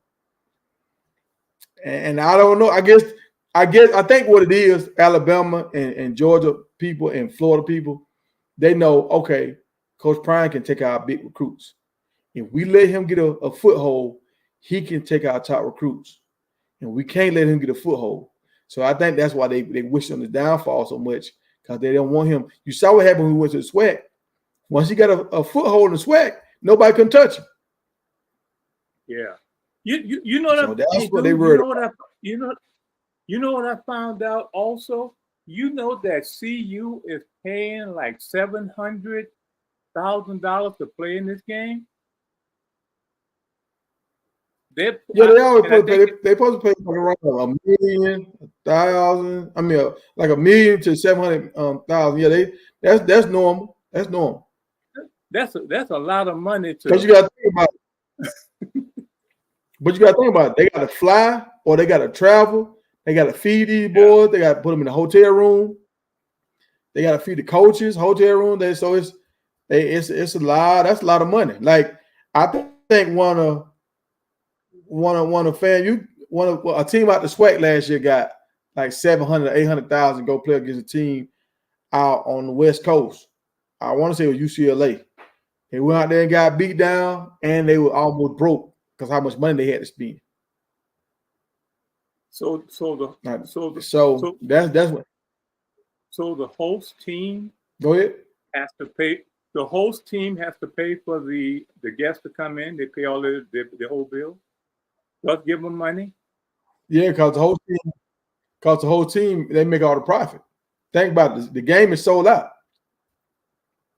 So if the game is sold out, they already made that money. And now you're gonna get concession stands. So yeah, they parking, all that, all the t-shirt sales, everything you sell in the merchandise, they finna make all this money off this game. And they gonna get a boost. Hopefully they beat them down. That's gonna get everybody happy. So that's good for your whole city. Everybody coming there, hotel rooms gonna be packed, all that. So this whole Colorado, the state and the city of Boulder, they finna win off this game. Wow. Yeah. So actually, this benefits Colorado more than if they was to play a big game because the game is still sold out. So they can't make no more money than what they already making. But now you play against a smaller school, so you don't have to pay them as much. If they was to play against a team like a Georgia or something like that, they have to pay Georgia like $1.5 million or $2 million to come out there.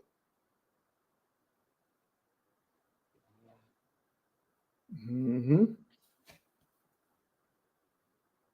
I don't know. I think that like I said before, I believe that CU is going to beat them. But I had to find out because I didn't know anything about North Dakota State. I need to find out. I've heard a lot about them. I know they beat. I'm in San Diego, so I know they beat San Diego State one year. And so San Diego State at one point had a pretty good team, but they don't. They're like they're not as good as they used to be. But that's what I was looking at. Man, let me do some research on these guys and see what they're really all about. But I believe we can beat them. I believe we'll take them. At some point, we may just literally dominate them, literally. Oh, yeah, we're going to drag them, folks. We're going to drag them. Let's do it. We're going to drag them, folks. It's going to start off. Everybody going to be a little nervous. But once Jimmy Horn hit that post on him and he throw them hands up in the air, they're going to hit him, boom. And then the Genta, he going to get him one. Man, go watch the game when Florida Atlantic played against Tampa. What's the team in Tampa? What's the team? The Bulls. South Florida Bulls. Go watch that game and y'all can see how good LeJohntay really is. When I tell y'all all aspects, like it's almost like we got another Travis Hunter on the team. So, and think about it, we talk about all the other receivers. We ain't even talking about Travis Hunter. So Travis Hunter hasn't got a pick six yet. He might get his pick six in this game right here. Now, this is gonna be Travis finna cut the fool against North Dakota. He finna do whatever. Travis do whatever he want to do against top 5 opponents. He finna do whatever he want to do against these guys. Travis could get 3. Could get 3 picks, man. Look, after the first, they ain't gonna throw to the side no more. They gonna come to the sideline, and the coach gonna say, "Hey, I'm gonna tell you what you ain't gonna do. You ain't gonna throw on 12 side no more. If you do, we gonna take you out." That's what you gonna tell. Like, so they gonna test everybody else out. If they go at Travis, he pick a ball off. They gonna say, "Hey, that ain't what we trying to do, man. That dude on the cover of the football game for a reason. Don't go at him no more." And y'all know this is the first time ever we actually had guys that was in college on a college football game. They used to always do the guy that just graduated or just went to the NFL. They never did a guy that was in college because they could never pay the guys to be on the cover. So that's another thing where Travis gonna have a lot more hate on his back because he the guy on the cover. Oh yeah, we look. Didi, I'm gonna try. If I'm not working, if I'm doing YouTube full time, I'm going live. Like I'm gonna do a 5-hour live. I'm gonna start like an hour before the game. I'm gonna do the whole game, and then we're gonna do the post game. We're gonna ride out. We're gonna ride out and have fun. So, what do you think about the quarterback camp this break? Did you know that Shadur said all of the receivers were out there? Oh yeah. We know about that, and that's the thing I want to tell all y'all in the chat. Like, I want to get Juju, but if we don't get Juju, I believe we're gonna get that quarterback from Virginia Tech. The quarterback from Virginia Tech, he already working with Coach Darrell, and Coach Darrell. He this dude broke one of Lamar Jackson records last year in a bowl game, I think, last year. So he's an elite quarterback too. I can't wait to see Syracuse. Syracuse got to play against Virginia Tech and Miami. I can't wait to watch them games right there to see, because now I get to see two of their quarterbacks play at a high level. So I get to watch Shadur and his other quarterbacks now. I like what they're doing. I like how I'm watching some of his drills and stuff he do with these guys. Most quarterbacks, I see why he's such a good quarterback coach. Most quarterback coaches, they work on the basic fundamentals, drop back, doing everything the right way. Darryl works on when things go wrong, when you get hit in the mouth, how to react. And everybody gonna get hit in the mouth. So he teaches guys how to step up, how to throw. He teaches guys how to throw and run. I remember they always tell guys, don't throw like that. Don't get into bad habits. Sometimes you got to throw. Sometimes you got to do a jump throw because you're going to have some of the top defensive ends breathing down your neck. So you got to be able to get rid of the ball. You see Patrick Mahomes does it all the time. It ain't no fluke that he don't win all these Super Bowls so fast because he was already prepared for this. But so if we don't get Juju, the guy that was just at this, whatever you want to call it, this little 7-on-7 at Coach Prime house, I believe he's going to transfer in. That's what I think. Even if we get Juju, he could still transfer in because Juju would technically be a senior in high school because he reclassified. So he's really skipping his senior year. So he could sit behind this guy for 1 year and let him play. And then the next year he can take over the whole role. Or they might do something like how they did it in Oregon State last year with the quarterback, how they kept. They'll let DJU play like 2 series or 3 series. Then they would bring in the rookie. He'll play 1 series. Then they let him play 3 more series, and they'll bring in the rookie. So they let him get his feet wet, but they still let the guy with the most experience be the captain of the ship. Yeah, big dog, but big tiger, not big dog. I'm talking to too many people. It's kind of hard to really. I don't know. He's going to USC right now. He's committed to USC, right? And we're hoping that we can flip him. Is that the deal? Yeah, that's the deal. And it's like this is the thing. If you commit to USC, and I know why he committed to USC. Why not commit to Lincoln Riley? He done put how many quarterbacks in for the Heisman? That was 4 guys now, I think. 4 or 3. Yeah, we have 3 guys with the Heisman, and he'll put 4 guys in the league. If you count Jalen Hurts, I think he was like 3rd for the Heisman. So he'll put 4 guys in the league right now. So that's real good. But what Coach Prime is doing with Shador, he on his way to be the #1 pick too. So it's like now, okay, I can go be the #1 pick over here, or I can go be the #1 pick over there. It don't matter which school do I really want to go to now. From what I've heard, he liked California. I think he liked the weather and stuff out there. And I heard there's a lot of pretty girls in LA and all that area. I mean, the movie stars, stuff like that. So they say, I remember I heard a guy say this one time. He was like, is she a LA 10 or is she a Miami 10? And they were like, what you mean? He was like, oh, LA 10s are a lot different from a Miami 10. LA, it's a different kind of pretty. So maybe Juju went out there and seen some girls out there and fell in love, and he want to go to California for that good weather. Or maybe he didn't think Colorado was a real option. Now that he realized they're a real option, he's like, okay, let me just play this thing out. Let me wait before I jump the gun. And I might end up going to Colorado because I think I like it over there a little more. But we will see. I know his dad liked Coach Prime. Yeah, his best bet, I think, would be Colorado, man. Because, I mean, you can't. And I told somebody this the other day. You're not going to get any better. I don't care where you go.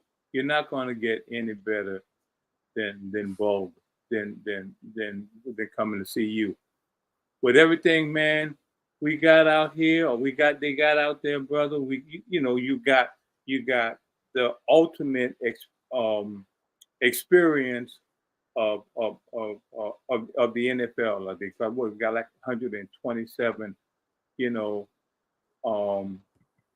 guys that have NFL experience. And people don't like it when I say this sometimes, but you got 2 gold jackets. What university can you go to and get that? Not many, And so just with that type of pedigree, dude, that mean that, and then you have an opportunity to,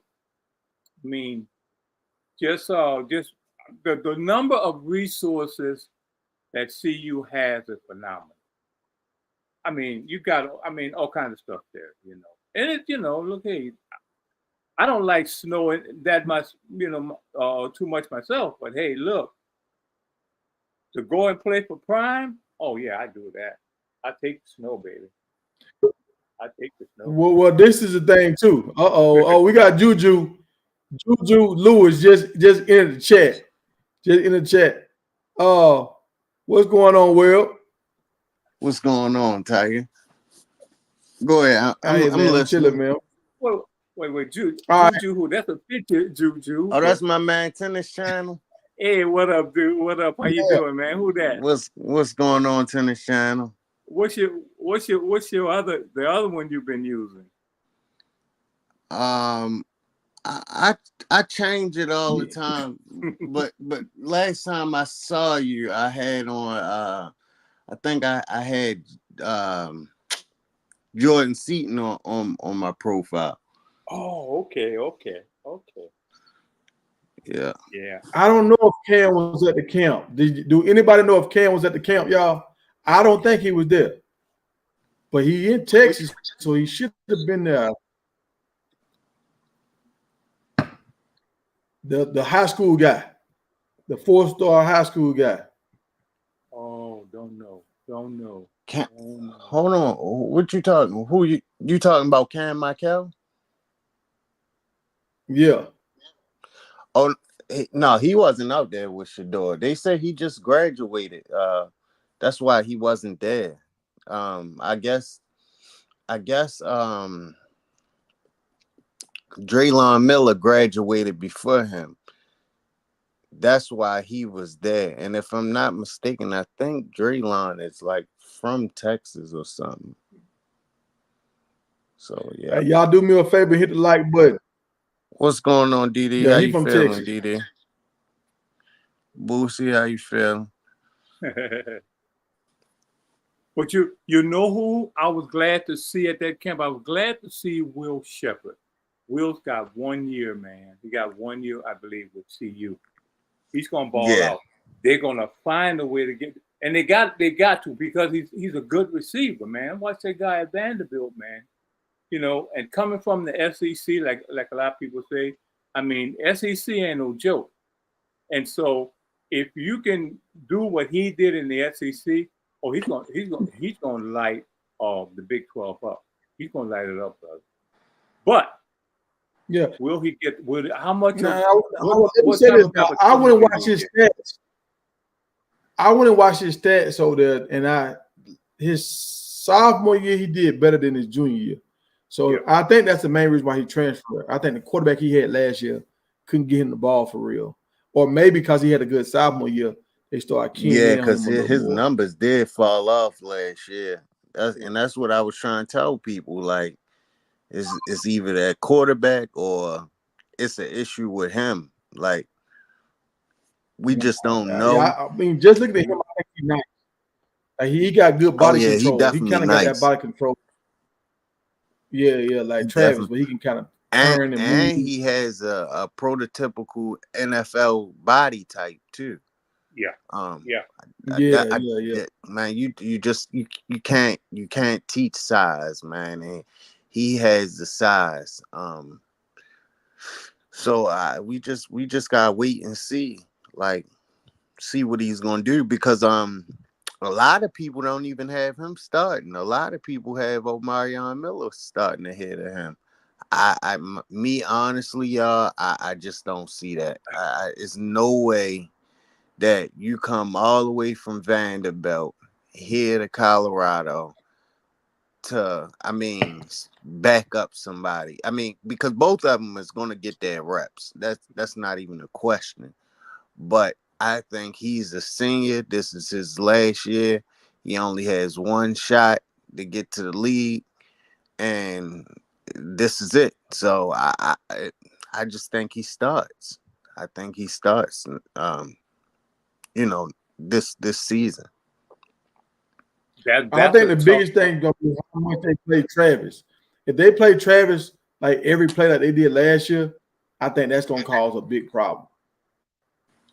If they don't play Travis all the time, now the other guys, they can go on the field. But you know what, guys? I think Prime will figure it out. We sitting here scratching our heads, man, and how in the heck you going to do that? Because we got such a talented group of wide receivers. How they going? Some kind of way, man. I got the strangest feeling they're gonna make that thing work. Because didn't Jimmy run back from kickoff and punt last year? Yeah, and he was practicing it. He was practicing it this year too as well. And he did well too. So they may move him over and use him as an alternate receiver if they have to use him. When I say alternate, maybe like on the rotation or something like that. But his number one job may be punt return and kickoff. Go ahead, Tennis Channel. No, good. I watched that Utah game, man, and he had a touchdown until, but then we had something like 2 penalties or something like that. That last game with Utah, he ran it all the way back. Well, Tennis and we got Channel. Booster coming to the stage. I'm gonna say this, Tennis Channel. Say it. I honestly just don't see Jimmy getting most of his reps on special teams, only because we have LaJohntay Wester. Okay. And he is a elite. When I say elite, he is a elite special teams guy. So I mean, maybe he'll get some reps back there, but I don't I just don't think he'll get the boatload. Well, when you use the word elite, that puts it in another class too, because has he done it on the collegiate level? Yeah. He was number 3 right there. Okay. Yeah, that's one of the special team trophies right there.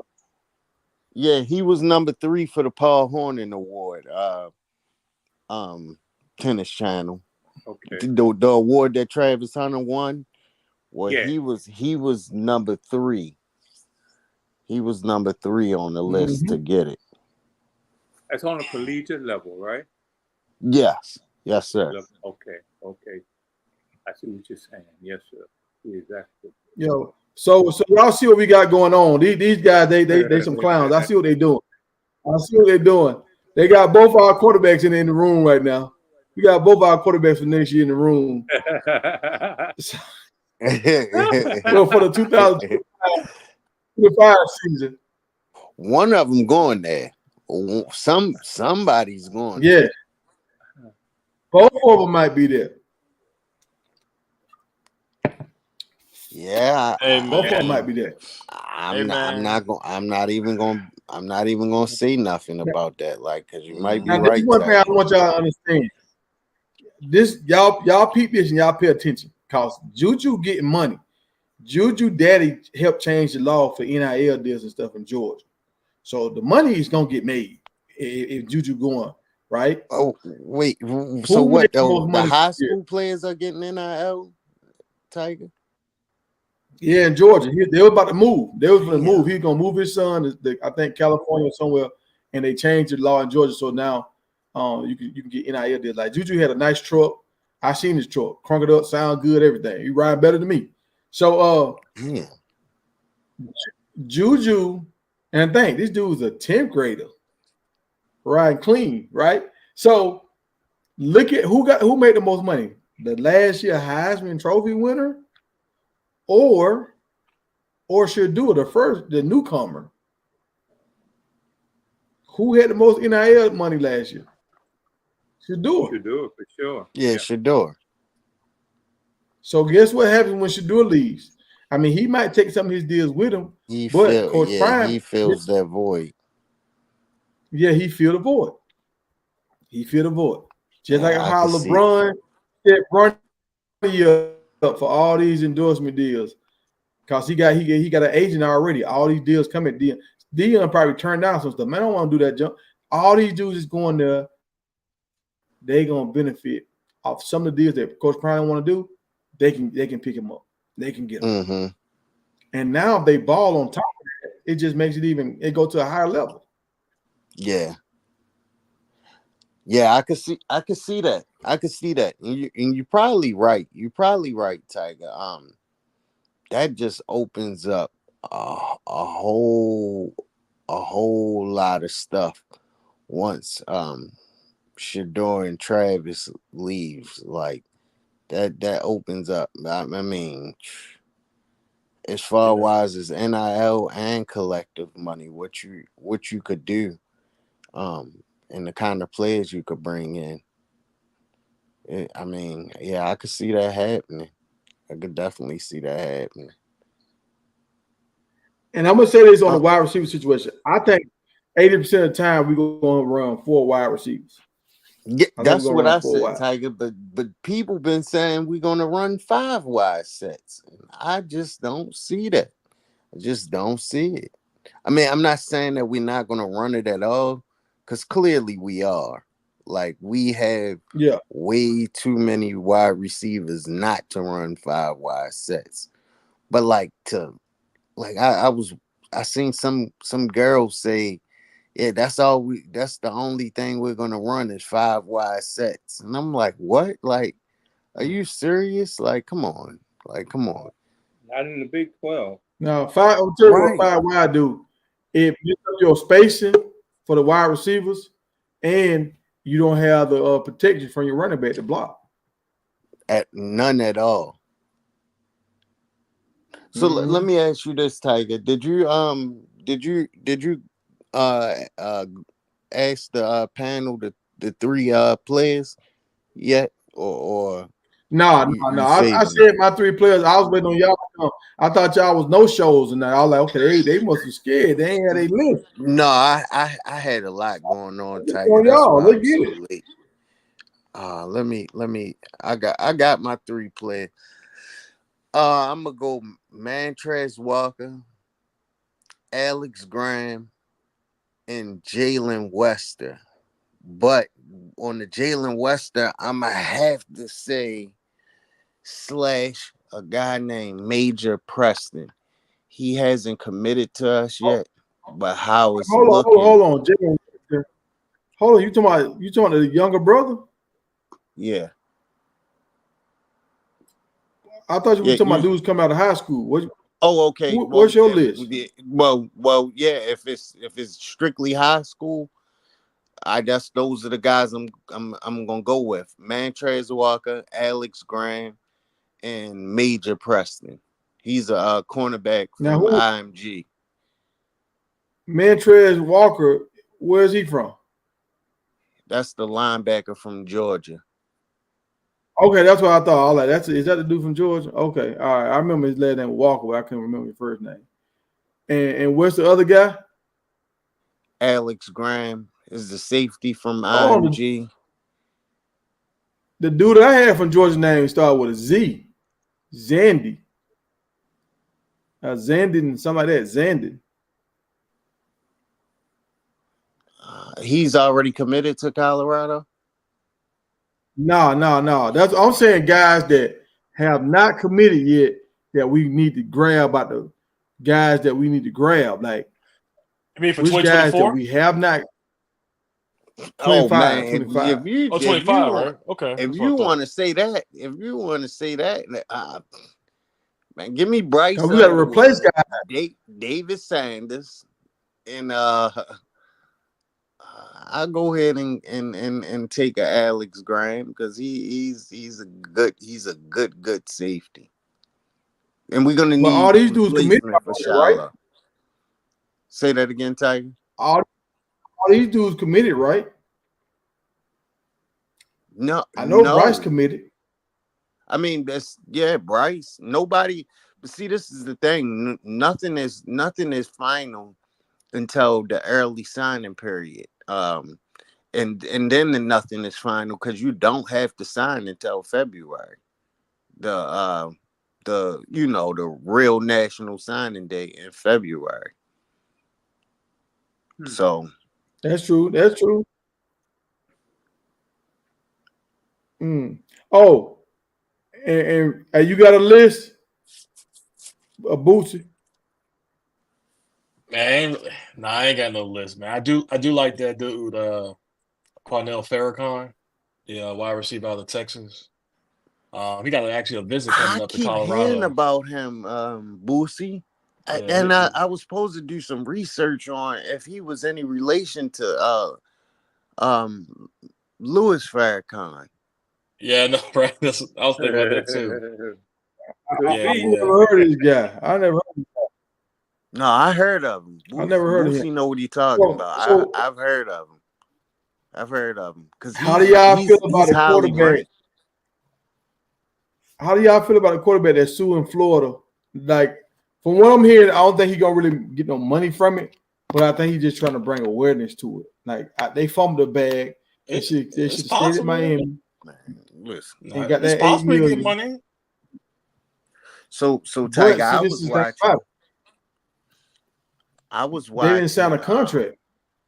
I was watching something, and they saying all he getting ready to do is open up a Well, can of worms for college athletics to adopt a CBA, and these guys, you know, basically have a collective bargaining agreement in college where it evens the playing field from the guy that's last on your bench to the guy that's first on your bench. So you won't have a guy like Galvin Cole because also they trying to get every player on the team scholarships. Like that's another thing that's going on right now. Like instead of 85 scholarships, everybody on the team is under scholarship. But anyway, the point that I was yeah. trying to make is you won't have a guy like Gavin Cole coming out no more pocket watching Shador because he'll be getting the same NIL as a Shador would, and it eliminates the collective completely. And that's what Georgia and Somebody always gonna make more money than somebody. Somebody gonna always make it because you got guys. What they're trying to have it to where guys just don't come in. Just say a high school come in and get what maybe the guys that been there long. You have to come in. Whatever you get, you have to earn it, right?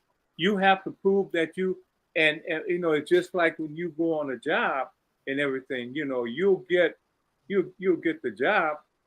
But you're not going to get the same pay as a guy that's been on that job doing the same thing, and he's been there longer, but he's getting more money. It's not the same thing, man. Job.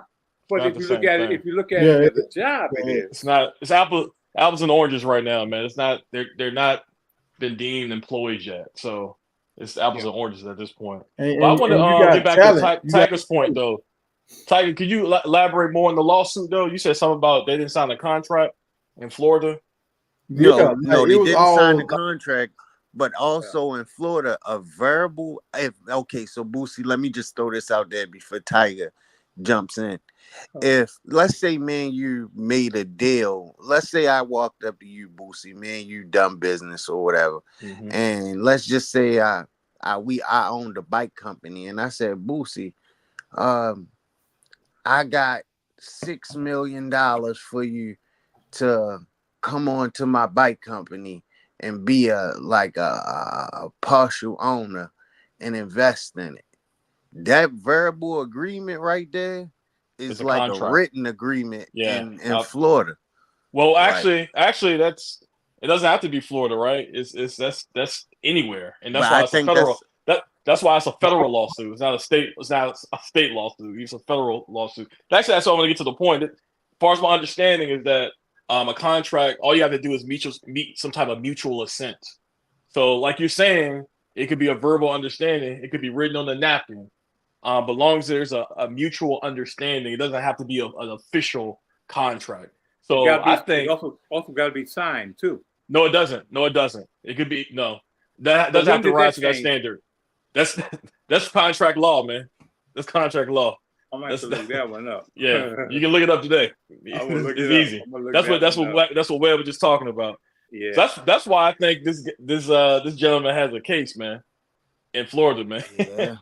Because he lost a lot of money in the process. If he can prove that somebody told him that, they in a lot of trouble, bro.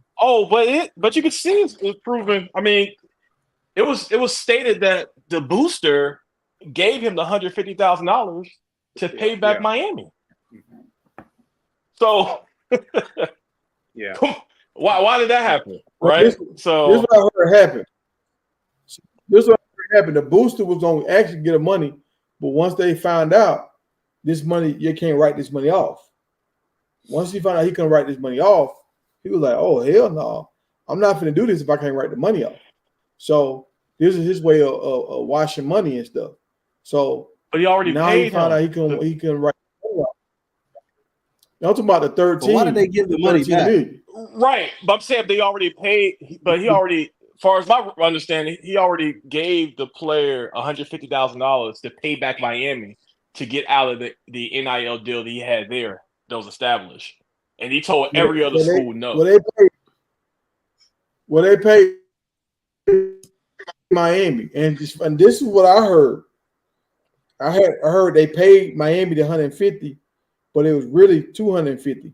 I heard the daddy had gave the son 150 and he pocketed 150. Well, he gave him 100,000 and he pocketed. So he pocketed some money. I don't know if it was 150. He gave him 50 and he pocketed 100.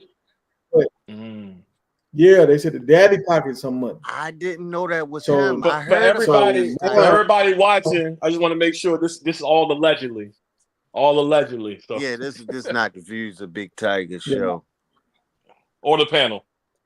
So it's not really real. It's not really real. Just allegedly. It didn't really happen. Yeah. So yeah, right. Yeah. So that's what and I think once that happened, Florida was just like, man, what the hell going on here? What we dealing with? And then the guy found out that he couldn't write this money off, so he couldn't get no tax break on it. So he sold his company that they were going to do all the NIL stuff with. He sold it. So now he out of the game. So they transferred it to another guy. And the other guy was like, yeah, we're going to get you your money. But I don't know if the other guy knew it was $13 million. So the lawsuit also includes the how do you company not that was know? sold. Yeah, because that's the guy he's trying to get out of it. He's trying to run away. So he's the one that's going to get sued, but you know what they're going to do? Do you think it was some shystiness going on behalf of the dad? Like, he probably, because I heard the money went to the dad's account. And do you think he probably told the son, hey, they only gave you $50,000 and kept $100,000 for himself? Well, they said that's what happened with the Miami deal because Miami had already paid some money. So Miami was trying to lock him in. I don't think that really matters. I don't think it really matters if it's $250,000 or $150,000 that was received by Florida, because the whole point was to pay Miami back. As far as what I read, that Miami got paid back, so that got him out of his NIL deal with Miami. So he was betting everything on the Florida deal and which he was offered, and that's really messed up. If they offer him that, he told every other school no, and then he ended up with whatever he got from Arizona State or whatever. So what is the $13 million coming to play? Because Shador and them top NILs and they 4.7 for their valuation. So where's $13 million coming in at? From the collective, apparently. So and that's for him? Yeah, Florida that's just what it said. And outbid Miami. Florida just came and outbid Miami. Like, okay, we're gonna show y'all gonna give him 8, we're gonna give him 13. Like, what's up? Big bank take little bank. You know, that's what they was trying to like. And they got him. They got him away from Miami. But they didn't seal the deal. So now he got stuck in. So the NCAA, they ruled on it. I know somebody that working in the NCAA too. They ruled on it. They couldn't tell me all the insides to it, but they had to make a ruling, and they did it where he couldn't go back to Miami now. He couldn't deal with Miami or Florida. So that's why he ended up going to Arizona State. Damn, man. Somebody is going to lose their job. This is going to be crazy because what it's going to do is expose how involved Napier was in the discussions. That's the big deal. If he was actually in the middle of the discussions of how much money that he was supposed to get, oh, man, this can cause some major violations. But really, can it though? Because you can talk money now. You can talk money now, though, can't you? You're not supposed to be involved in the discussions. Like that's supposed to be like a separate meeting. The coach. I think Virginia's actually changed the law in which they allow them to do it, but everywhere else is like the coach can't be there willing and dealing. It's like you go in that room. Okay, now you go in that room with the collective. It's going to be a different room. You heard what Brian said. Even though we know that the coaches still get involved in it, but that's the rule. Mm-hmm. But you heard what Brian said. Brian said, I don't do the money. He said, y'all want money, y'all go talk to the people that do the money. I don't do the money. Yeah, they're not supposed to. Yeah. But he know where the money goes, though. He knows where the money goes, and he knows how much. He says, but he stays out. I don't do the money, but he also say we ain't got no money and we ain't paying. He stays out of negotiations. Not supposed to. That's why you see like the collective in Colorado. You go into their website, you don't see nothing to do with Coach Prime or any current head coach. I mean, or assistant coach. It is all outside people. Yeah. I had a question about Prime and the Buffalo. Do y'all think it's more pressure for Coach Prime this year, or is it more pressure for Coach Prime next year? Because everybody gonna be gone next year. A lot of voids. So what do you think is the most pressure on next year?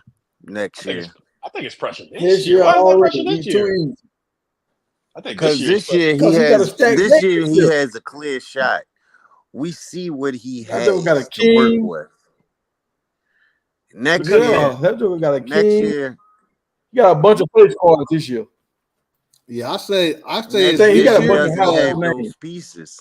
I say it's this year because if this year is going to determine what the pieces look like next year. If Exactly. they ball this year, the receivers, do Not what they necessarily. do. Running backs get some love. We're gonna be able to recruit some of them players that we really don't. Not If necessarily they though, 4-8 bro. again, I'm telling you, it's gonna be tough to I get some mean, of them top dogs. what if okay, so let's just say they do win. Well, what if some of the players be like, I mean, I want to go to Colorado, but Texas got that bread right now, and they bought um Uncle Neil with them, and that's where I gotta go at because they giving me some an offer that I can't refuse. I mean, that's always That's gonna every year happen. though. That's always gonna happen.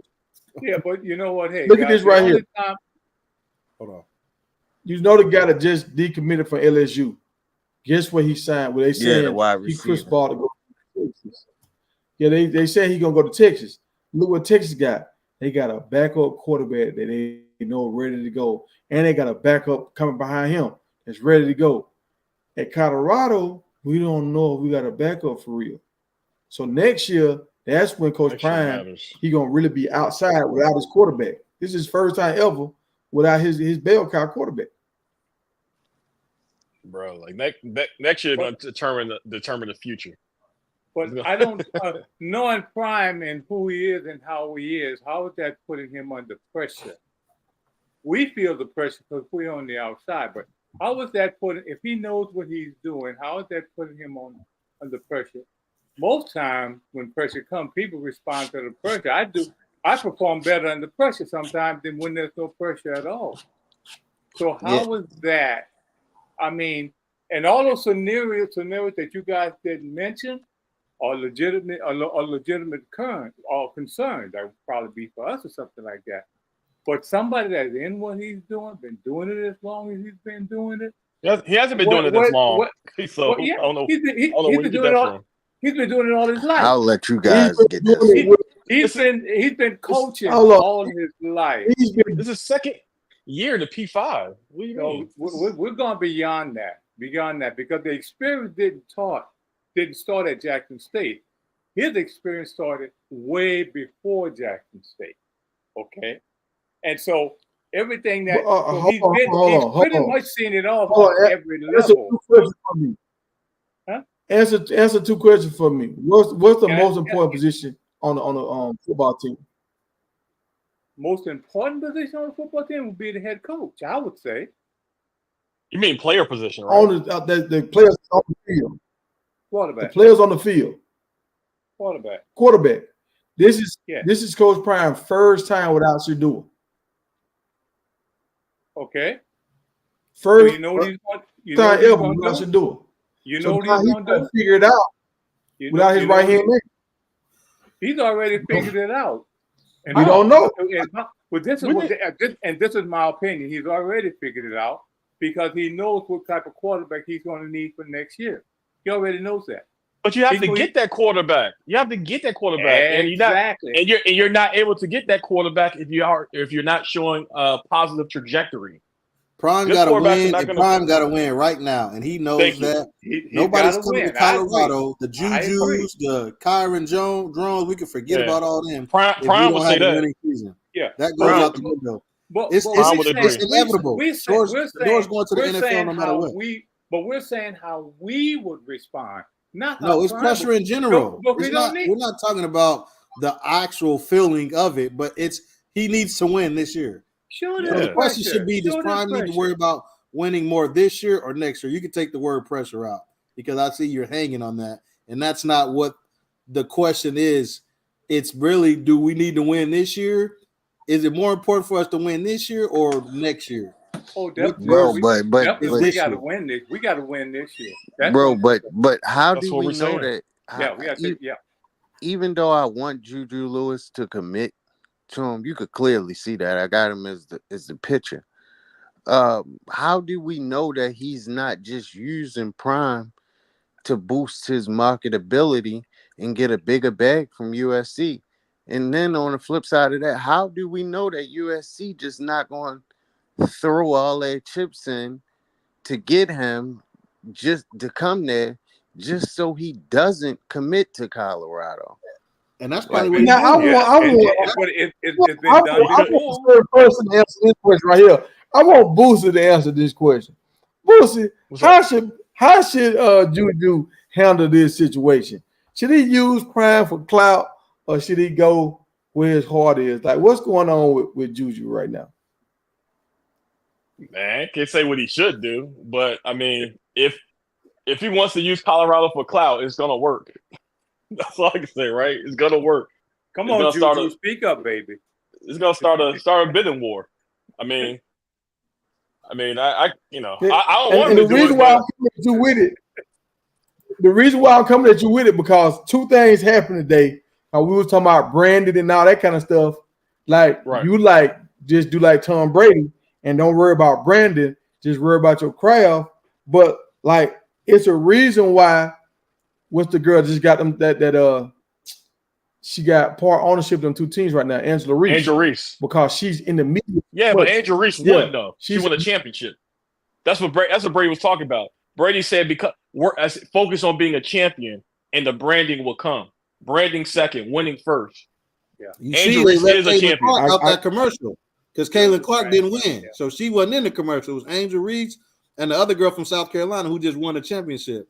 So that champion stuff matters. Caitlin Clark was the biggest in the WNBA, and she wasn't even in that commercial because she won a champ. Everybody in there was a champ. Being a champion matters. Yeah, that's all I'm saying. Okay. What the champion that won the WNBA the championship last year? What she got? She's in Chicago. Chicago. What do you mean? She's in Chicago. She No, got the people one for Angel Reese actually. No, I'm talking about the one that won the championship in the WNBA last year. Well, like what? Oh, WNBA. I'm sorry, WNBA. What? Damn, who did win it? Was it Las Vegas? Who won it? See what I'm saying? We don't even really know. It was Asia, right? Asia Wilson. I really don't know. I really don't know. I think Asia Wilson has a signature deal coming out. I mean, she has a signature shoe coming out. But look what I'm saying. All right. Angela already got a shoe, and now she a part of two companies. Like, she doing stuff that LeBron has been trying to do for a long time. Like, she already, but because look, she was on the stage with Megan the other day. She with the other rapper the other day. Like, she's branding herself. I get what you're saying. You got to win, but you got to do both simultaneously. You got to win and you got to brand yourself at the same time. Bro, if Angel Reese if Angel Reese didn't win, she would not have the star power she has. She wouldn't get no love if she didn't win. That's 100% fact. Thank you. I got you. And that's why I said simultaneously. Because Brady did a lot of winning, but Brady didn't have the same star power that Jordan had. Because he didn't win the same way. But no one had the star power Jordan has. Finesse. No one has the star power Jordan has. Like, Jordan's 1-1 though. Like, I mean, LeBron got the star power Jordan got. But let's keep it. And LeBron didn't win. Let's keep it NFL though. No one has the star power that Brady has. If you keep it NFL to NFL, apples to apples. No. You know who? Nobody. You know who had the star power? But in the NBA, you got Kobe Bryant and LeBron James. But you can't compare it to NBA, man. NBA, your helmet's all like, you know what I'm saying? Go ahead. Look, we're gonna keep it NFL. I'm gonna tell you who had more star power than Brady, and he know we nothing. Michael Vick. If Michael Vick didn't fight them dogs, Michael Vick had the world. Come on, and the palm of his hand. If you're a part, you can't say that because Michael Vick didn't win nothing. If you part of the culture, you're gonna have an advantage for sure. That's Allen Iverson never won nothing either, but he was part of the culture. If you're a part of the culture and you like that guy, you gonna get that opportunity. But you can't just be an average Joe and not win. You gotta be a game changer. Thank you. Michael Vick, game changer. You gotta win. You gotta win. And if you're not gonna win, you gotta be a game changer. You got the game changer. Coach Prime didn't win nothing. He already had deals. Prime had shoe deals before he won anything. But he went to another level once he won those titles. Thank you. And then he went twice. He even went to a higher level. Huh? What higher level did he go to? He already had a shoe deal before he got to San Francisco. Bro, if how many years have Prime been out the league? Prime would still not making be money. Yeah. Prime would not be Prime today if he did not have those rings, bro. I don't know about that. Come Only on, person man. that really get the skate Well, like that He'll is popular. probably be something else or somebody else. And Charles get the skate because he got that gold medal. But aside from that, they ain't really showing no love to non-champions. It's at least in the media perspective. And Prime was in the media for 20 years. That's crazy. Yeah, because people respect because it's not like he just played on the team that won the Super Bowl. They won largely because of him. He shut down sides of the field, man. Yeah. And he's respected because he's a champ. Yeah. So Tiger, what's your point? What are you trying to say? My point is, if you can get eyes to look at you, and if you don't embarrass the brand, you will get deals. Bro, you can't brand okay, a loser. No, I agree with that. I agree with that, but you will never maximize those deals if you don't win. So I agree, you can get deals, and then you will never maximize those deals if you're not, and you will never maximize your deals if you're not marketable either. But I also feel that you can't even if you're not winning, you can be brandable for a certain amount of time.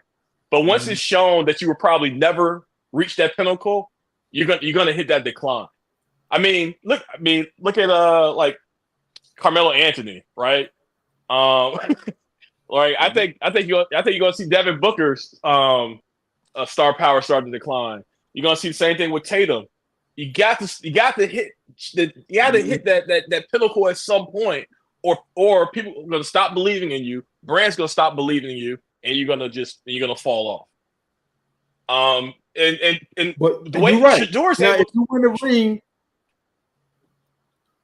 a ring, it lasts longer. It can last like for another 10, 15 years, depending on what you do on the back end of it. It can last forever. But my thing is, no, like, I mean, it lasts for the greats forever, but like, man, you know how many dudes on sold their Super Bowl rings?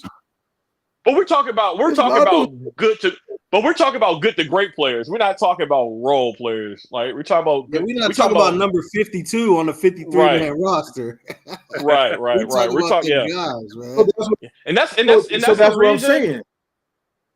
But that's the reason why players want championships so bad, because if you are a highly respected player, a star player, and you want to win a championship, you can eat on that for the rest of your life. You can sign basketballs, jerseys. You ever seen that video when Prime in the back signing jerseys? You can do that for the rest of your life and get money.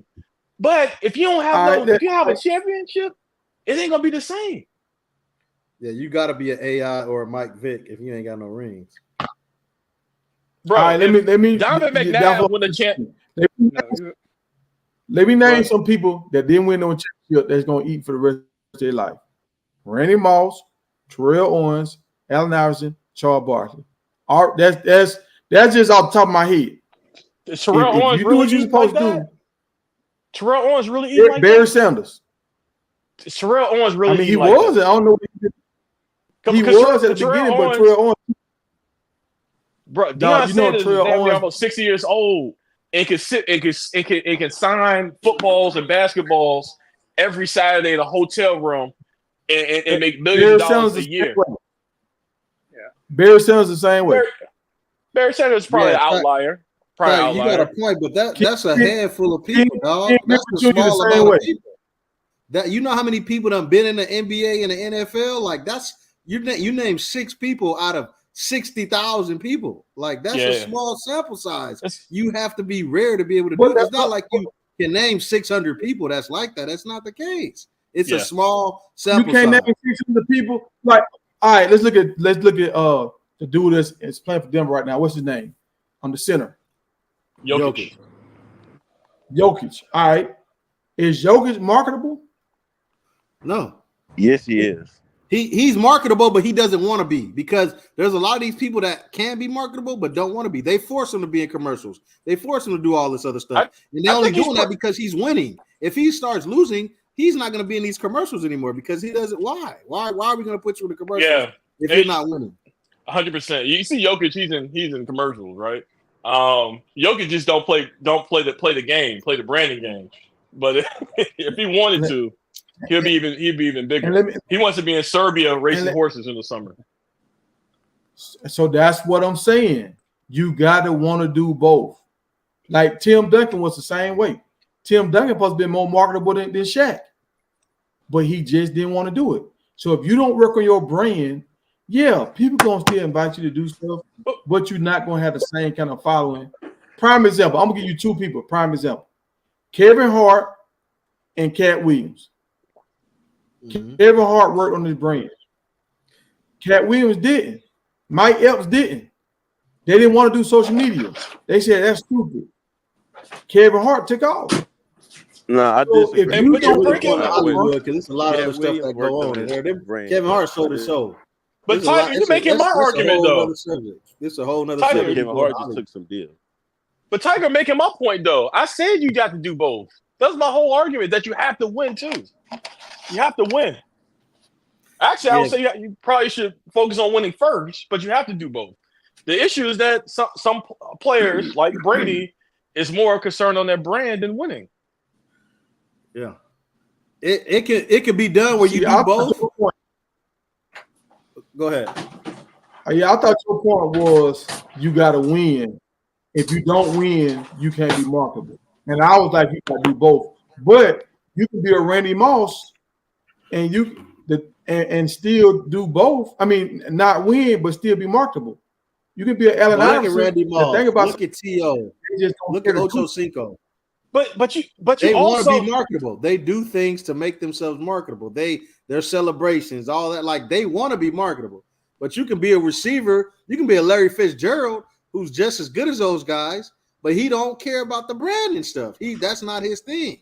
So you're not gonna see him celebrate. He's gonna throw the ball to the ref every time he scores. Where Randy gonna get in the stands, Ocho gonna get in the stands, and T.O. definitely gonna get in the stands. But also Randy Moss, Allen Iverson, and I forgot the other person you point out.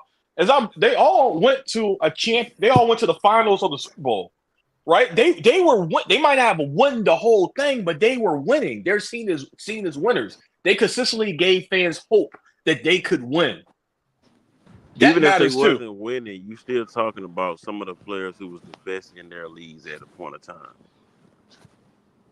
And that's what I'm saying. If you the best, and that's my argument with Shador. He's the best. But you can't compare it though. You can't compare Allen Iverson, who took his team to the finals on his back as a 6-foot point guard, to Shador, who had a 4-8 season so far in the Power 5. He's not done yet. He will be better next year, but right now, I'm not sure you could make that comparison. Well, like he's only had 1 year. Why y'all hopping? I just said that. I literally just said that. I literally, man. But in his defense, he had 30 touchdowns. Yeah, that's cold. But in his defense, he broke another 4-8 season. Some of them deals gonna start falling off. Absolutely. No, sir. Thank you for making my point. Yes, yes. If you could listen, the fans have hope now. But if you consistently lose, brand's going to start pulling back. Fans going to stop believing in you. It's a different story. Sir. Sir. So what happens when you win? How the hell you market a 4-8 win? Shador could have won in the first round, winning 4 games this year. What happened when you consistently win? Though? You keep elevating. You keep elevating. We already know what's going to happen when you lose, but let's keep it even. You know, if you lose, it's going to fall off. If you win, okay, it advances, and if you keep winning, it keeps advancing. Yeah, you get that longevity. That's literally what we've been saying the whole night. Yeah, but y'all been saying a whole lot. Yeah, y'all been saying a whole lot of stuff. That's why I had to. This is my thing right here. All right, you look at Shaq and you look at Tim Duncan. Who had the best career? They both got the same. Well, Tim Duncan got more rings than Shaq. Shaq had the better career, bro. But Shaq got better numbers. No, Shaq. Shaq don't. Shaq has better numbers than Tim Duncan. Tim Duncan has more rings. I'm going with Shaq. Well, no, Shaq. No, y'all got to put the numbers up, bro. Y'all got to Shaq put don't up. have better Tim Duncan numbers? numbers kill Shaq numbers. No, Really? I ain't Nope. talking about Don't have better Tim numbers. Duncan had a better Points, team than rebounds, Shaq had. none of that. He had a better team than Shaq had most of his career too, though. I can't say that. I can't say that. No, you can't really say Shaq that, played bro. Bro, why He can't you was say on that? Miami Hold on. Shaq had a LA. Shaq team. You cannot say that. Let's And just even hold in on. Shaq's like last 5 years, he was on a trash Let's lay the team. facts out then if you can't say that. Yeah, Shaq was on a trash team for 5 years. Okay, so the Spurs won 5 championships, didn't they? Yep. Okay. Mm-hmm. In almost 3 decades, 2 or 3 decades, right? They won in the 2000s. Mm-hmm. They won in the early 2000s. They won in the teens. Correct? All right. Correct. Okay. So the point that I'm making to you is that Shaq in Orlando team wasn't as good as what Tim Duncan walked into with David Robinson. He still took them to the finals. Why not? Why not? Orlando Magic. They had So you Nick telling me Anderson. that Orlando? Huh? No, they had Nick Anderson. That was like They a didn't have top 2 pick. David Robinson was already. Bro, come on, bro. Nick Anderson was a role player. Don't even try that title. Bro, let's not do that, bro. Nick Anderson was a role player. David Robinson was a lottery pick. Hall of Fame, regardless. Nick Anderson was a role player, man. He wasn't David Robinson. But he was a franchise player before Shaq. He was a franchise player before Shaq. Nick Anderson was not a Nick Anderson. Come on, bro. man. Go Okay, look and see when Nick. Come on, man. I knew that team very well, bro. You cannot say Nick Anderson was the franchise. I was a Shaq fan, bro. I remember when Nick Anderson supposed to be the guy, and then they ended up being Shaq. Then they, but you said okay. You talking about Nick the Brick Anderson, right? No, Nick Anderson was a 3-point specialist. He was an all-around guy. Nick Anderson supposed to be that, and they had Nick Anderson was the third, sometimes fourth best player on the team. Dog, he was still drafted at the top. 3-peat Laker team, Tim Duncan, all the rest of Tim Duncan teams was better than Shaq team. That last who did Tim Duncan in Miami? The last what other Hall of Fame did Tim Duncan play with besides Dave Robinson? Tony Parker. Yeah, Parker.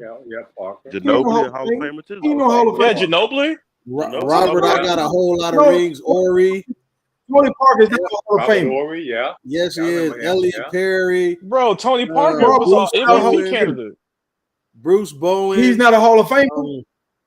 Dog, Hall of Famers. Which one of these dudes are Hall of Famers? How many Hall of Famers he played with? They had a team. They all stayed together for 15 years. Dog, Hall of Famers. Tony Parker was a Tony Parker is a Hall of Famer. Tony Parker. No, he's not. David Robinson. Yes, bro. Look it up. He is, dude. Tony Parker is definitely a Hall of Famer. Tony Parker. Look it up. He's already been inducted. Let me look this up. Go ahead, man. They were just talking about the other day. Around. Look up Ginobili too. Look up Ginobili too. Ginobili and Tony Parker while you at it. Let me see. Spurs Hall of Fame. Ginobili, Tony Parker, and David Robinson. Those are 3 Hall of Famers right there for you.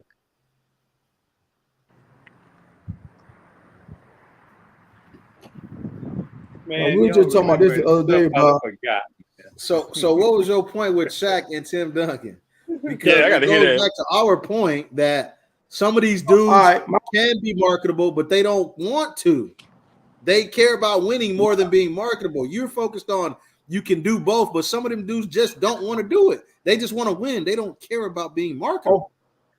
All right. So you can't knock nobody that want to be marketable. People try to knock you do it because he want to be marketable. No, you can't. You cannot. But if you want to be marketable, the smart thing to do would be to win as well. Thank you. If that's what you want to do, it would be smart for you to win along with being marketable. You should also focus on winning. Well, Anthony Edwards just started winning, and he already. If you want to make money, winning before he was on commercial. You want to make a lot of money on the back end. You got to market Zion Williams. So you're saying that your dude should take the risk down until he starts winning, then put it back up. Can he do that? I'm not saying that. No, I'm asking. I'm being serious. I'm saying you got to do it simultaneously. Bro, like I'm saying you got to do. Like He my said man was saying, you should take the risk down until you start winning. Yeah. No, I don't think he should take it down. I think I don't he think should so either. continue to do his thing. But Shador, no. If we brought Shador in here, Prime in here, anybody in here, they're gonna say, yeah, the main thing is the main thing, and that's winning. See, what y'all don't fail to realize is Shador trying to do the unbelievable. Shador could have went to Alabama. He could have went anywhere he wanted to go. He went to HBCU, made them relevant, won there. Now he's in the Pac-12. He was in the Pac-12, 3,000 yards, 30 touchdowns. Bad line, bad defense. You can't put that on him. If he was on another team, he'd probably be a Heisman candidate. You can't put the rest on the team on him because he's playing with a bad team. He's playing with a bad team.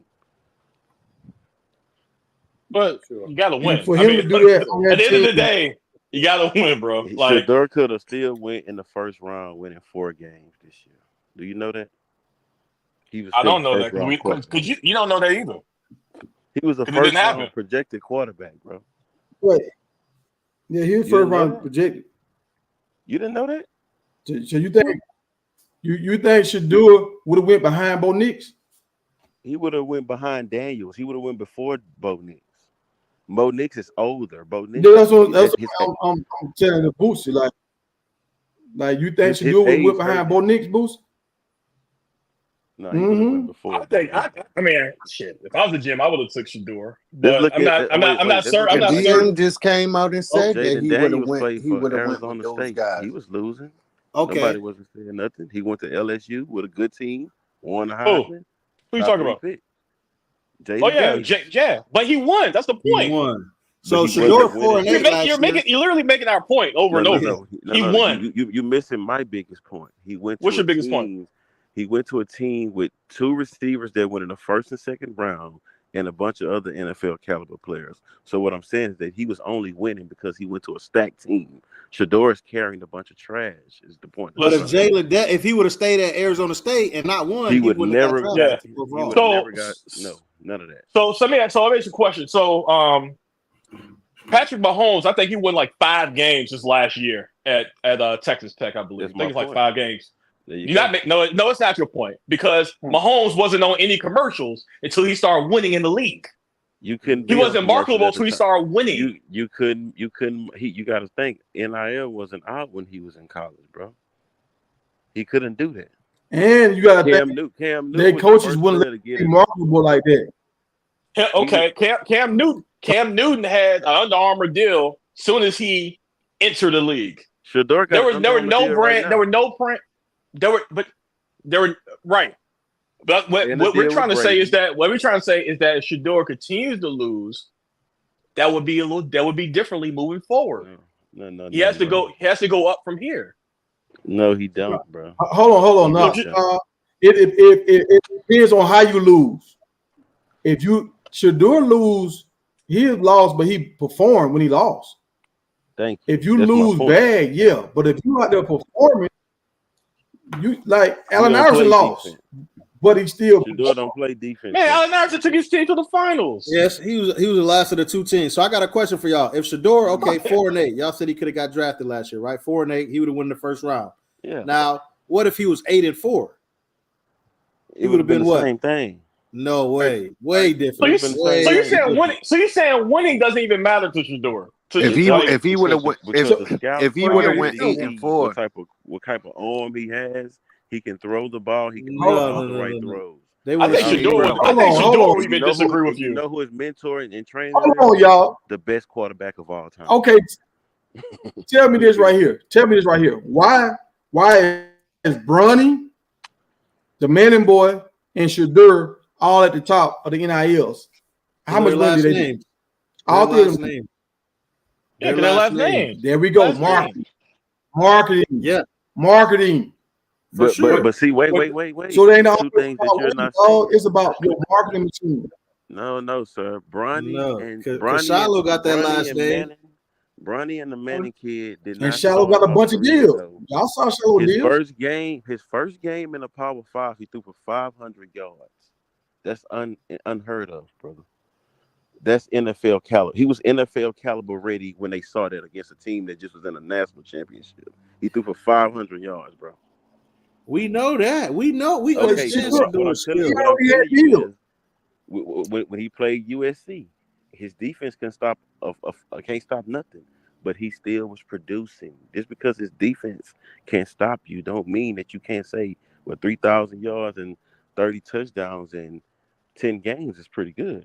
Tiger, you said he already had deals, And that's right? Why did he already have deals, Tiger? Why did he already have deals? Yeah. Please answer that, Tiger. It's only one way to answer that. Why did he already have deals?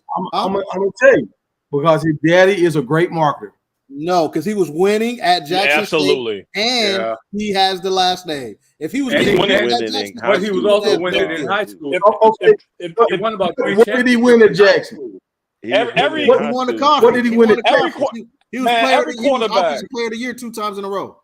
Thank you.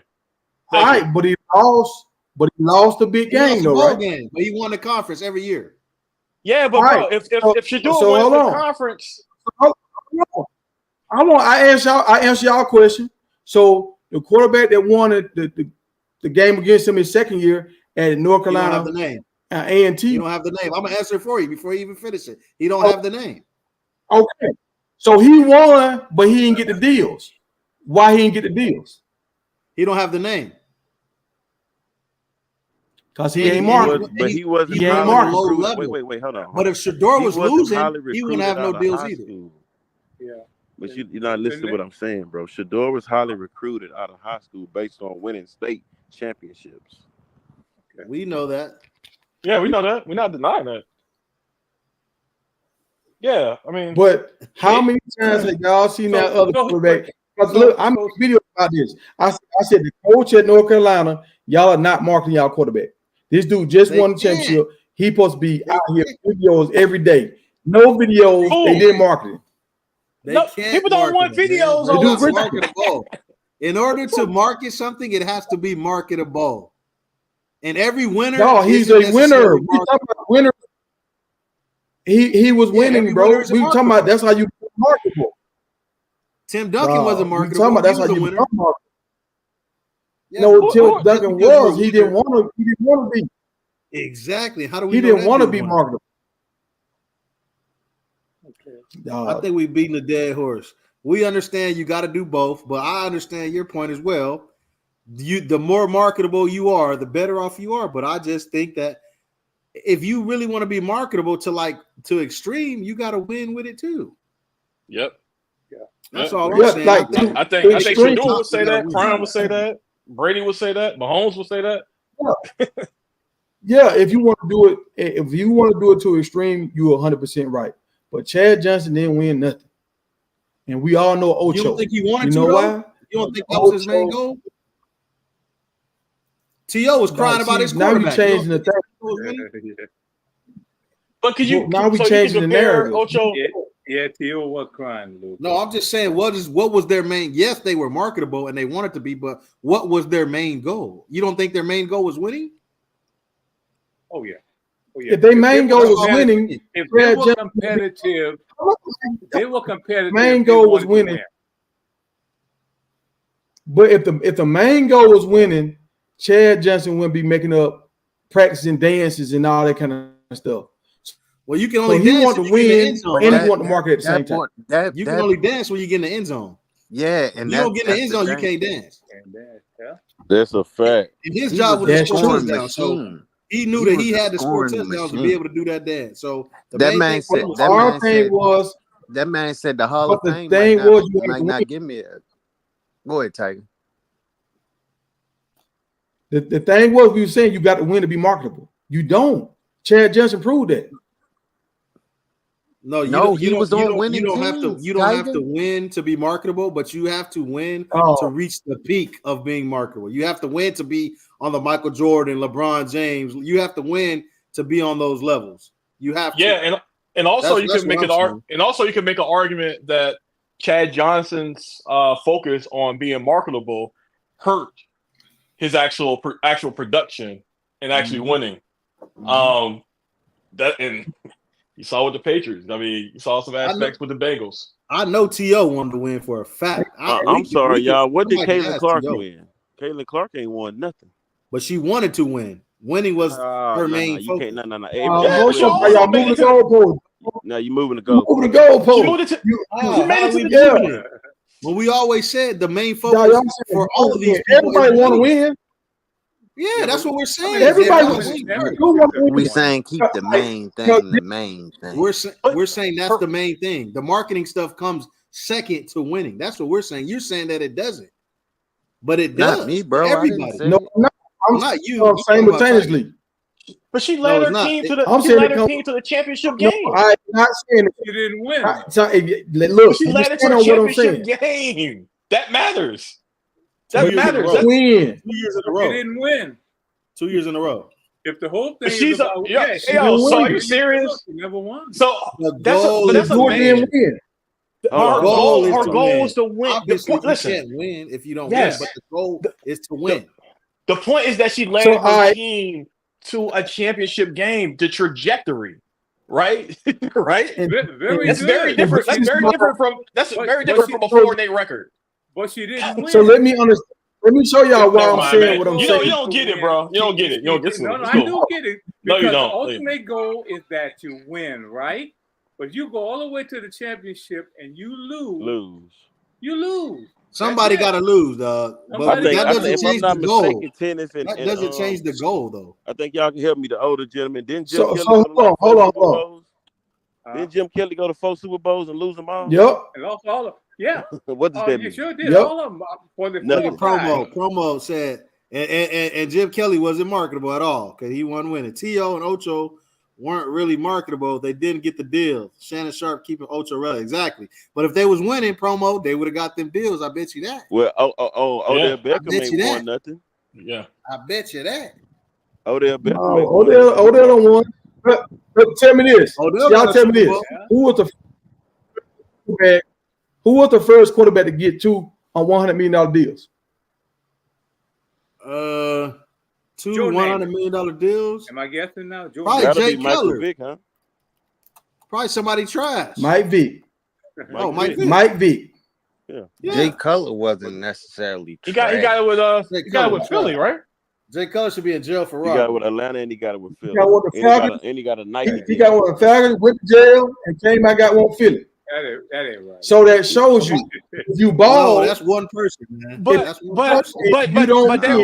don't care what nobody say. We just talked about the game changers, and he's one of them. But also he was balling and they were winning. They might not have won the whole thing, but they were consistently winning. At Philly, Vic led them to the playoff. They were winning. They were there. They didn't win the whole thing. That's a much different thing than we're talking about a 4-8 season.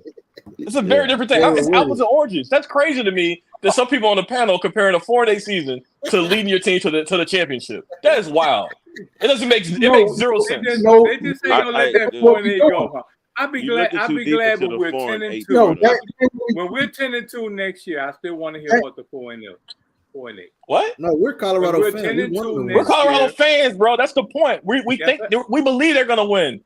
Yeah, that's why I said when we get 10-2, I want to hear about the 4-8. I want them to wear it out. One of the first quarterbacks taken off the board if they're 5-7. That might be very well true, but that's Shedeur. Yeah. And we're talking about if Shedeur want to keep his brand elevating like it's been, he's going to have to win to do that. He's not going to be able to go into the league and be like a Bryce Young and still have his brand going on the incline. Bryce Young don't have no brand. What brand do Bryce Young have? What I'm saying is he's not going to be able to play like Bryce Young being trash. He's not going to be able to be trash. He's going to have to be like a CJ Stroud if he wants his brand to once again, see what you just said? Bryce Young went to a team with no weapons. CJ Stroud. We're not talking about the team. We're talking about their brand and how to grow. But the teams matter. When you're talking winning and losing in team sports, it matters what the team is like, bro. We understand that, but they're going to have to win if they want their brand to increase. Yes, I don't understand why this is hard. Why this is hard? Yeah, it's so simple. I'm running out of energy already. This is why I disagree. But this is why it's hard right here. This is why it's hard right here. Because some people call LeBron trash because he made it to all these championship games and he lost. They were like, "Oh, if you ain't like LeBron trash, you ain't no winner like Jordan." I got you, Promo, dog. come on the But a lot panel, of people promo. do that every day, right? How is he do that trash? every day. Did They you call see the it team that he took to the He finals? said in y'all 07? smoking bad. Oh, Peter, we let know me make that my Team shit. point, he took to dog. the finals in 2007. You cut me off before I make my point. People say LeBron trash, but he still was a winner. He just didn't always win the big game. So, but he always performed. So that's the same thing about it. If Shador performs, even though they might lose, he's still going to be popular as long as he performs. Even if they lose, he just got to perform. That's Come what on he's now, He's saying. not Tiger. gonna be It's able Come not on to. now, like, Tiger. But they don't. Come on now, Tiger. But That's they don't. LeBron wasn't winning the big game, but he was winning. Performance- He had winning seasons Yes, every he was season. consistently in the Nothing. playoffs, man. Deep Number in the one playoffs. seeds in the playoffs. He was winning. That's different between yeah, just y'all remember he balling. got swept and Thank people, you. but remember he got swept and people was like, "Oh, you done got swept 4 times." That's Michael bro. Jordan He never got get swept. You swept can't 4 get times. swept without making it to the play. You can't get swept unless you're making it to the playoffs. And to making it to the playoffs, you got to be winning. I got you. Bro, So the point is, you can only do your best. If your team don't help you get over there, like Michael Jordan. Michael Jordan was hell. He already had his Nike deal. He could never get past the Pistons. Once he got Scottie Pippins, now he was able to go to the next level. And what So you what can else be did the he do best when he was able to go to the next level? What else did he have to do to go to the next level? He had to win. Why you think these players is jumping from team to team? They know to get their brand to the maximum, they have to win. They have to go to a winning team. Kevin Durant went to the Warriors. His brand took off. He had the highest selling sneakers in Nike history type stuff because he won. You have to win to elevate to the max. You can do it without winning. No, but I you disagree. cannot That reach hurt your max without winning. That's all I'm saying. You can't reach that max without winning. more than it helped him when he went to the Warriors, bro. We're not talking about his legacy, man. We're talking about his brand. I'm talking about you're saying that he basically bought a champion. He didn't earn that champion. We're not talking about his character. So We're talking Can he about hurt his legacy? Wait, and selling shoes. bro. If you want to talk sports, let's talk sports. KD hurt his That legacy. goes back to the team that he was playing with. If you go to a team that's not 73 wins, 9 times out of 10, you're gonna win a championship. Exactly. Why do you go to that team? Because you know you're gonna win, and you know you need to win to increase your brand. That's all I'm saying. So basically saying if Shador should just transfer to Georgia. No, he can't just transfer. But what I'm saying win is at CU. Shador has to win, and he can win at CU. He has to win. Prime literally said the same thing. He said, "I got to win. I got to win." And you guys said it, and all you were talking about it the whole time. The only way that he can win. Listen, the only way that he can win is that there's got to be a team around him. You gotta have a team. He can't do it by himself. He would not. We know that. We know that. Yeah, but we're not saying it. We're not saying that though. You're just we know it takes 4 and 8, 4 and 8, 4 and 8, but you're not saying worst offensive line probably in college football history and one of the worst defenses in the last 10 years. You're not. We understand that, but we're saying, oh my gosh, bro, that's not the case this season. They have to win this season because that's no longer the case. Yeah, do y'all agree with that at least? So tell me this: if the offense average 40 points a game, but they give up 44 points a game, who is that on? It's on the defense. So tell me this: do that hurt Shador draft stock in his endorsements because his defense giving up 42 points a game? If they're not winning, yeah. No, not. Oh my god! It didn't hurt him this year. Didn't matter of fact, he got another because this was a buffer year. Travis got another deal. Didn't hurt him. This is a year full of hype. This is a buffer year full of hype. If they do the same thing next year, stuff will drop. Everything will drop. Thank you, man. So why are you arguing if you agree? If you agree with that, I understand what you're arguing. We both. Oh my god! Look how we got here, y'all. Look. This is how we got here, y'all. People were saying Shador need to focus on football and not marketing. That's what people were saying. But Shador is doing both at a high level. When people were talking about all the stuff that's going on in the media, I think Webby said this. I'm not Webby, I think Boosie said this. Yeah, Boosie said this the other day. He was like, Shador need to focus on football and stop doing all the other stuff, all his marketing, because he gonna hurt his brand or whatever. He got to win. He got to focus on winning. And I was just like, he got to do both. You got to do both. You can't stop doing this. You got to do both. I ain't saying I don't think he need to stop his marketing or branding per se, but I think definitely football and winning at football need to be number one. Yeah, I don't think going to Big 12 and throw for 4,500 yards, and they are 4-8. He still would get deals and be the first top quarterback coming off the board, bro. Okay, it don't matter. Rightfully so. He only play one. If you get into the NFL and do that, it's a wrap. Yeah, you can do that in college. I agree with you. You can do that in college. He only play one side of the ball. You can't blame him for the defense giving up. It doesn't matter. You have to win. When you lose a game, the quarterback is the one that's doing the press conference. It don't matter if you only play one side of the ball. You have to win the game. So watch this. You watch the Colorado. You watch football. You sound like you know sports. Every time Colorado win or lose, the first thing the announcements or the commentators say is, "Dang, look what he's doing with that horrible offensive line."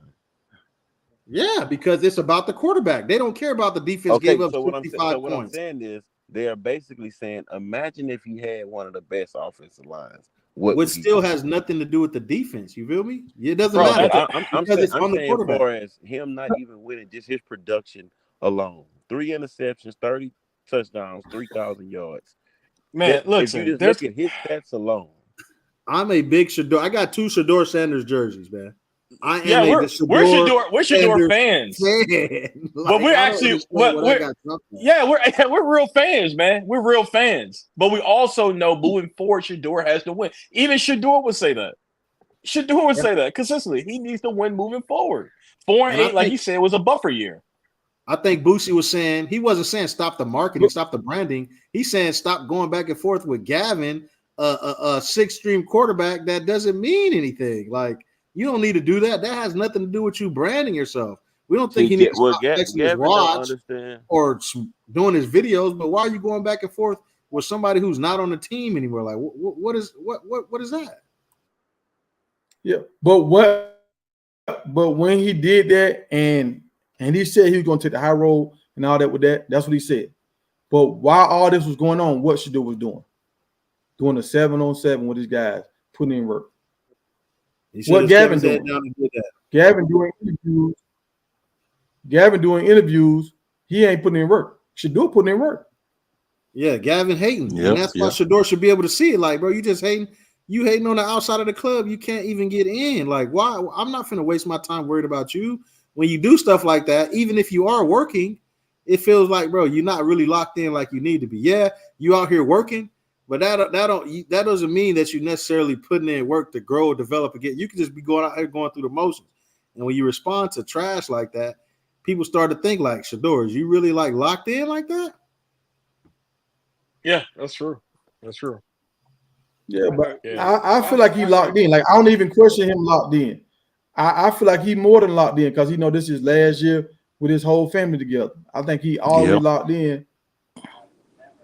You know what? I just hope he stay out there. What I heard, and I don't want to dwell on that situation too much. What I heard about that situation is that they already had a beef from last year.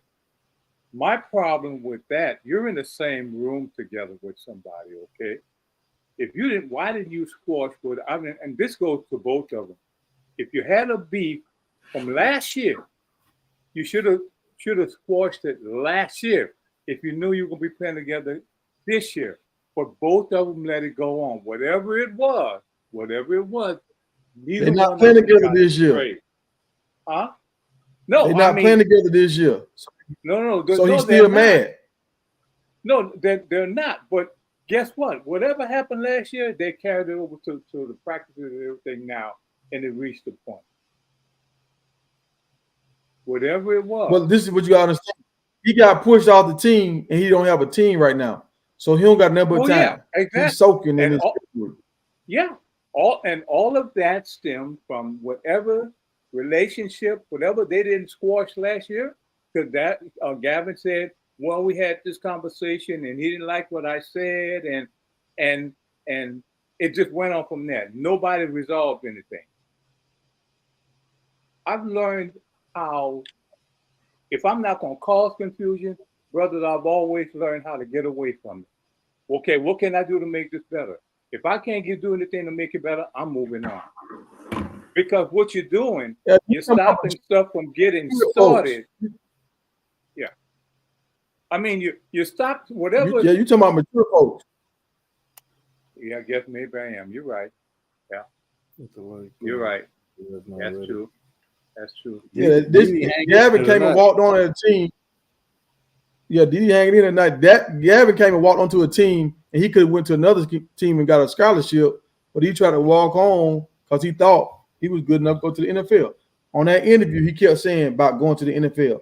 I'm like, dude, you can't even be the backup, and you keep talking about going to the NFL. So he holding on to that dream in his head, and now he gonna blame Shador because he feel like Shador stopped them from going to the NFL. He ain't looking at his own actions. Hey, y'all hit the like button. Yeah, you're right. Yeah, you're right. You're right. So how all this came about, I was like, I don't want to throw Shador up on the bus because outside noise coming. Shador doing what he's supposed to do. Yeah, he responded, but he tried to take the high road this time. I don't want to throw him in like, he need to focus on this. When he focusing, most dudes, they done. They might be working out on their own, but they ain't throwing with their wide receivers right now. Most cats home, hanging out with their family right now. He putting in work. What Prime say, keep the main thing the main thing. You're right. You're right. He putting in that work because he know he got to win. Yeah. Yeah, for sure. Mm-hmm. Yeah. Now, but this is I'm gonna leave. This is my last time talking about it. I'm gonna leave it alone.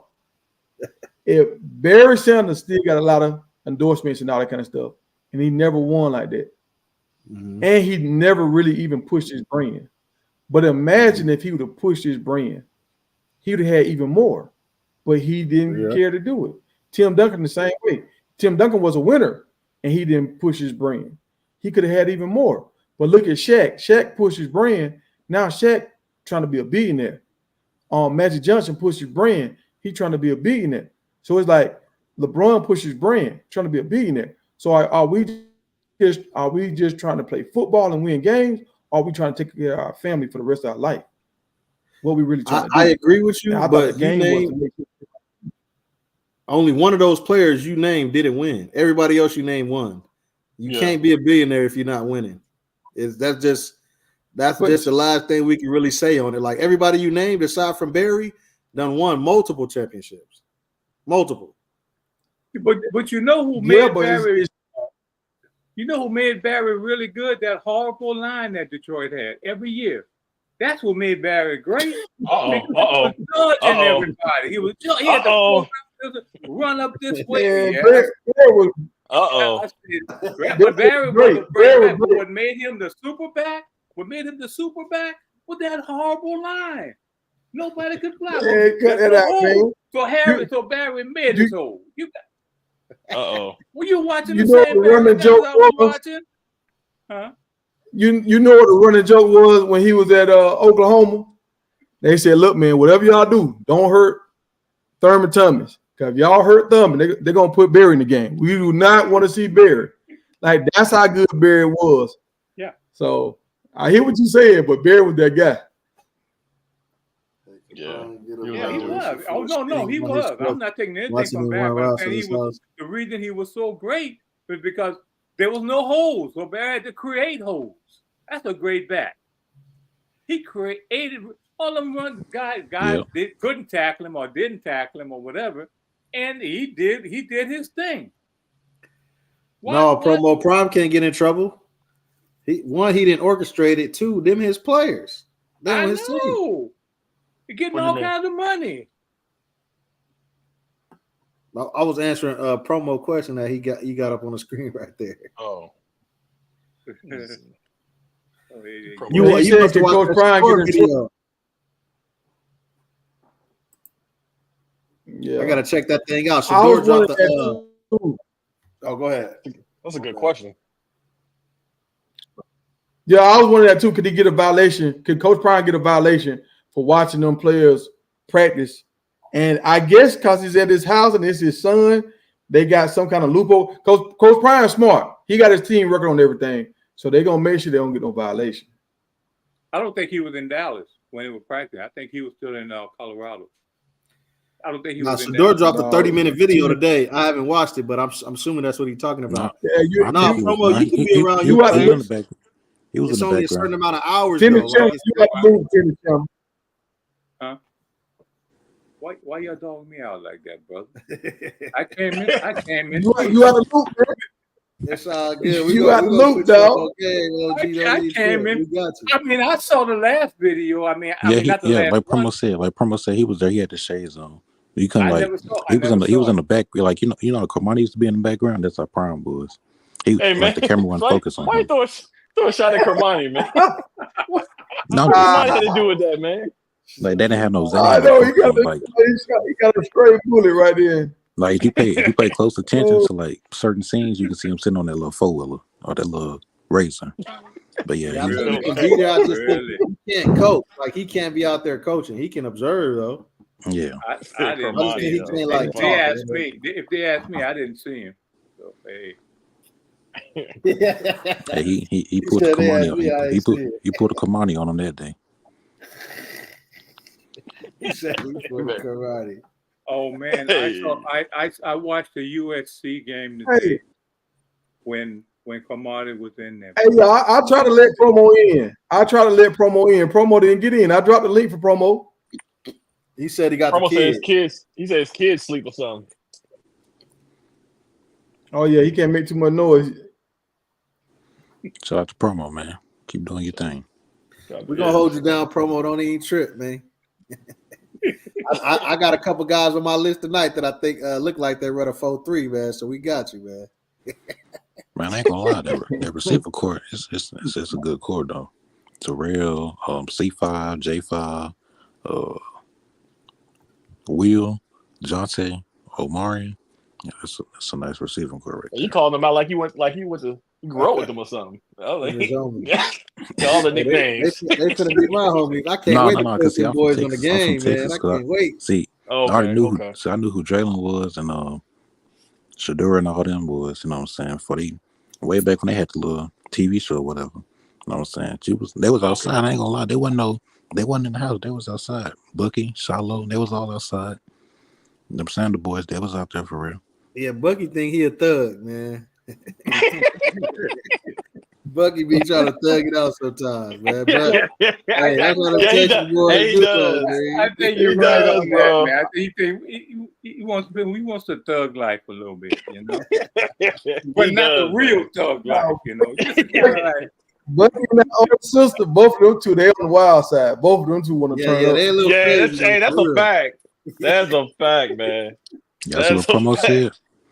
He said coaches are not allowed to be around players during breaks and off season unless they change the rules. So I got a question for y'all, man. I forgot it's a page I follow. I think it's like Buff Culture or something like that. And they brought up today that so many players that transfer out of Colorado the past few months have gone to G5 or FCS schools that it brings up some concerns of the evaluation of talent at Colorado. I don't have that, that concern, but have y'all thought about that?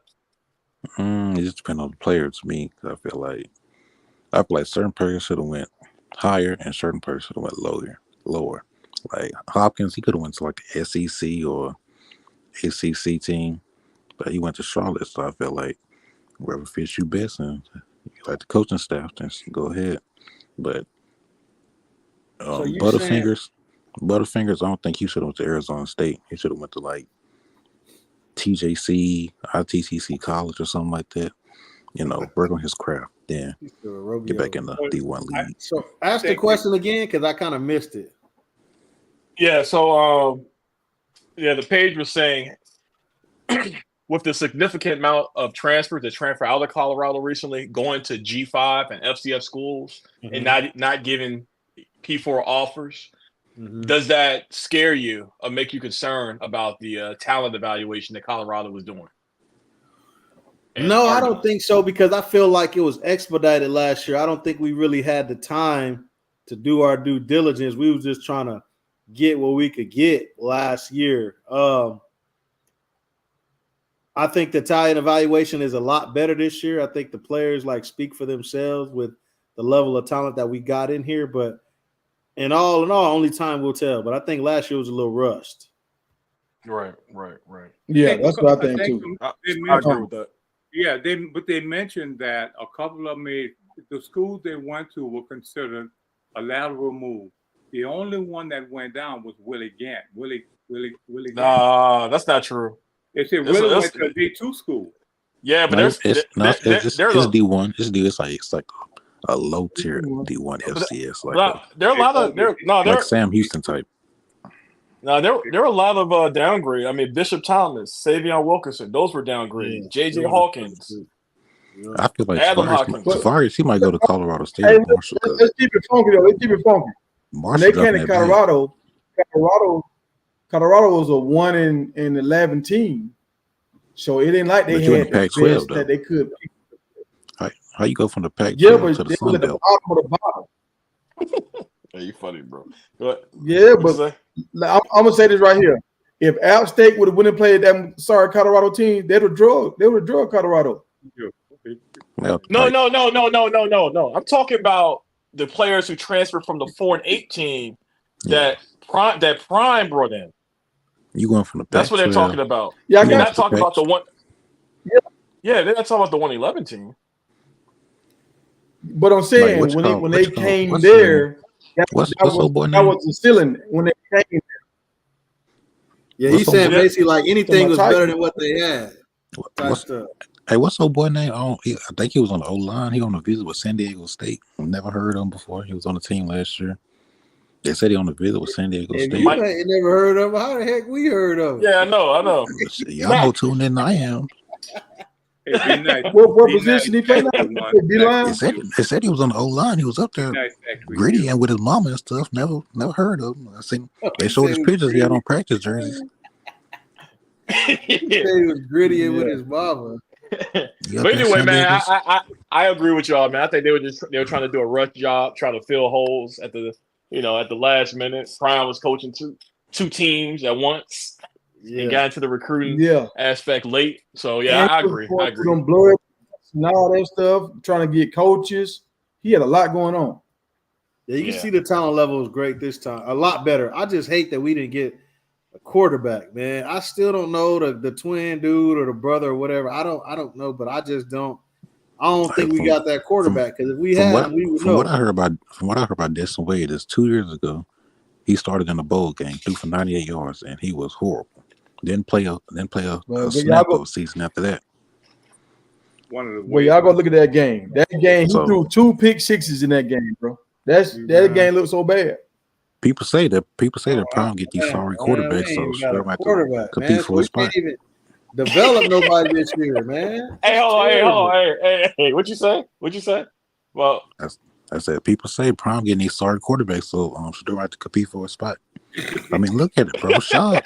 Shop. He the only one that's doing a little something. He really ain't doing much. Every time you see him on the video, he's throwing a pick. Boosie love to hear that. No, man. I'm just curious what he's saying. I ain't saying that's what people say. I'm not saying that. I think all the quarterbacks got their own talent. I think they just need development. Walter, he was out there scared, but I mean, he got the size, and we seen he can sling it a little bit. Destin. Yeah, I don't think Prime gonna land. Unfortunately, I don't think he's gonna land one of the 5-star quarterbacks. So I think he just gonna continue. He gonna portal it every year. He gonna get Virginia Tech guy next year. The year after that, he gonna be looking for somebody else. Like I don't know. I don't know why he could land Underwood or Juju. Man, it's gonna be tough. Should do it nothing next year. Should do it nothing. Bro, who was number 14 at the quarterback spot? I don't even know, man. What? I don't know. I've seen him though. I don't know who he is. I think Staub definitely got that number 2 spot, man. I think it's already Staub should have transferred. He would have started in like a Sun Belt team or a Mountain West team or something like that. I agree. I think Staub got some talent, man. I like him. I watched the YouTube game. The Utah game today, man. He did good, man. He was good. I wish he worked out with Shador's trainer. I know, man. Well, hold on, y'all. Hold on. Can we really say he did good? Because why did Gavin get in the game? That was remember Washington hurt, State game. Now That was Washington State no, game. that was Washington State game. Yeah, Washington That's State. when that's Washington State game. Utah was all Staub. He had one chance. Yeah, Staub played the whole game, and he did decent, man. He threw a few that ball he dropped to Travis in the end zone that they said won the touchdown. That was a nice ball. Actually, that was a good ball, man. Jimmy I don't know, man. I think too. it looked like cheating to me. I don't care what nobody say. The refs look like they were paid. Oh yeah, because Staub won that game. I feel like that punt return and that touchdown. They took both of them, and even that other touchdown when Travis walked the sideline, that looked like a touchdown. Yeah, he didn't touch it. They showed another side of it. Never touched the line. He was close to it, really close to it. His heel never went down. Mm-hmm. He was up. Feet was up. His feet never went down and touched the line. Yeah. Oh man. Yeah, so I'm comfortable with Staub being number 2. Especially with a better O line, though, you could be right. With a better O line, but Staub could be number 2. But we know he's not the future. We know he's not the future of Colorado football. So I don't know. I'm trying to bring in a young guy, get him developed, but who knows, man? We never really get to see these backups, anyways. But hopefully, we get to see him after we blow North Dakota State out. I think we're blowing them out. Yeah. Listen, man, I really like Kyron Jones, man, for Virginia Tech. Yeah. I was looking at his film.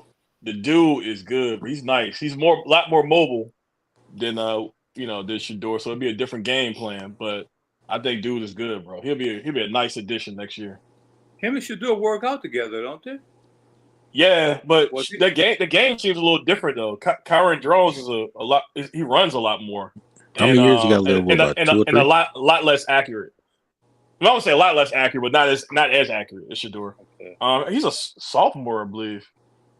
So if you come to Colorado next year, you have about a year or 2 left. Yeah, I think he redshirted at. I think they said he had 1 more year left. Hey, what? I think it's 1 more year after the last coming night. year. He had 1 year. Yeah. Now this is the only thing I'm worried about, y'all. The only thing I'm worried about is the wide receivers. If anybody get in their feelings because they ain't getting enough balls, and they transfer out. That's the only thing I'm worried about. I mean, and some of the offensive line might leave. You shouldn't be tripping. Get you a dog. You dog. Shouldn't, but some guys like Miller. Miller might feel some type of way. Like, look, I waited last year. Omarion? Now I need to see on ball. Omarion. Yeah. Oh. So I mean, he in the. I know he if gonna he be don't in the get the rotation. this year, and the other guy, the guy that's coming from NC State, he might say, "Man, I'm out." He got a good relationship with Shador. They be working out together all the time. Yeah, baby, Amari. Yeah, you're right. There's a lot of wide receivers. I'm not sure how they're gonna do it, man. I'm not sure. I feel like it's gonna be Will, Jonte, Jimmy, and probably Amari. I think I'm missing somebody for real. So you say Travis. I forgot about Travis. Jimmy over Amarion. No, I forgot about Travis, man. Yeah, let me see. So Travis, Will, Amarion, my favorite wide receiver, man, on the team. I ain't gonna lie. I like Amarion, man. Somebody but I don't think he's the best, but for some reason that's my dog, man. Dude, he's special. He's gonna play on Sundays. Like next year, him, Baby T.O., and the dude from NC State, Timmons. Next year they'll put up big time numbers, but we need to know who their quarterback is. So they might get antsy. Like, look, man, I'm a transfer. Anything can happen. Because see, when Marion got his number called, went out there and did his thing. But after that, we ain't really see him no more for real. Yeah, he disappeared. Yeah, but you know what? Same with Tavares. Tavares Johnson had them 2 good games after that. Big Tiger. It go back to what you were saying a minute ago. You hope I was thinking about that too. I hope some of the guys don't get into their feelings, man, because that's what hurt the team last year. You had all these little beefs going on, man, and they never pull it together. hopefully this year they can get through that, because if that kind of stuff, as good as the team is, if that kind of stuff, man, creeps in there, brother, it's gonna tear it apart. So hopefully they can control it, because every team have that. But if it can be controlled some kind of way, and it's really up to the players, what role are you willing to play on the team? And that's tough, brother. That's tough when you got all those egos out there and everybody want to start. Well, I think I should, you know. Sometimes you just gotta sit back and chill and just watch and see. Because guess what? Somebody gonna get hurt. I No, don't not putting that out there, not, but I'm just not, saying yeah, somebody that's that's true. just the Now they nature should of the rotate game. the wide receivers. They should rotate the receivers though to keep them fresh. If they keep them fresh, I think they got to keep them happy. Now, Factory Q, you're right. Quarterback select was in Atlanta with Juju, but one more thing I want y'all to see: it's a wide receiver that was there, that was like happy. I forgot his name, but it's a wide receiver. He was there, and he was like he thinking about going to Colorado because he like Juju. So that's the big thing right there. Like if we land Juju, he's gonna bring other players to us. I feel like if he commit, let's say he commit tomorrow, I ain't gonna be too happy because you got to sign that dotted line. You can flip on commit on your signing day. So that's what I'm get excited about commits. Like when they in high school, because if you ain't signed that dotted line, you still a free game for real. If we being honest. I want him to commit like Jordan Seaton and be like, look, man, I'm going to Colorado. Y'all come on so we can keep this thing going. Hey, I'm gonna replace Shador and we're gonna keep it going. We ain't gonna miss a beat. I want him to come in like that, like, look, y'all, come on, let's go. I'm locked in. So nobody ain't second guessing. If you kind of like, I still got my options open. Now everybody kind of like, shit, I ain't making a move until you make a move.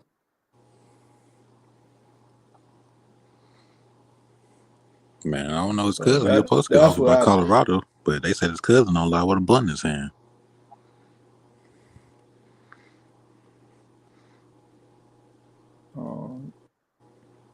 You said his cousin was doing what now? They got a video of his cousin smoking on live. The offensive lineman that he's trying to bring to Oh, you Colorado. talking about yeah. But I think Yeah, that's what the reason why some of these other linemen came. Prime said, you smoking or you drinking, your locker cleaned out. Yeah. And I agree with that because when you smoke, man, it slow down your productivity. What's his name said that what's the rapper that got killed out there Dog? in LA? Are you talking No, PNB? in LA. No, Nipsey. Nipsey, like he Oh, used to get high doing his meetings and stuff. And he was like, he started noticing in the meetings, he listening to him, but he wasn't fully comprehending everything. So he was like, he had to stop getting high. He said, I'm not nobody that do it, but I had to back off because I went on my square. yeah, I think if we're gonna get Juju when he get that boy from Hawaii, the Hawaii quarterback. You don't been on a few visits Yeah, to Como Colorado big too. on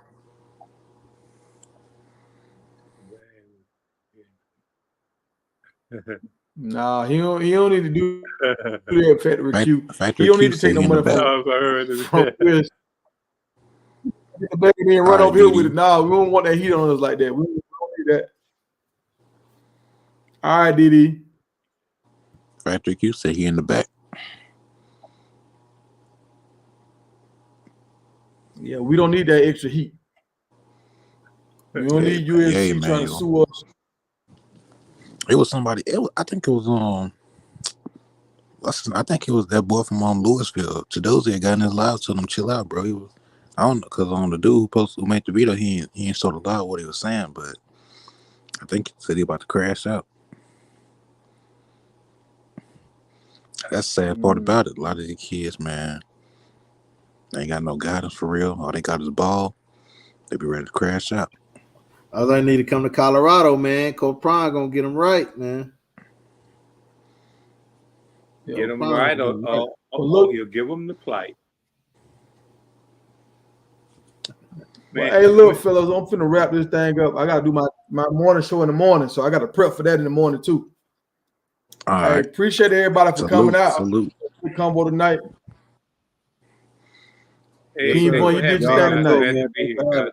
Glad to For be sure. here, guys. Thanks Salute for to everybody in the chat, man. Salute. Yes, sir.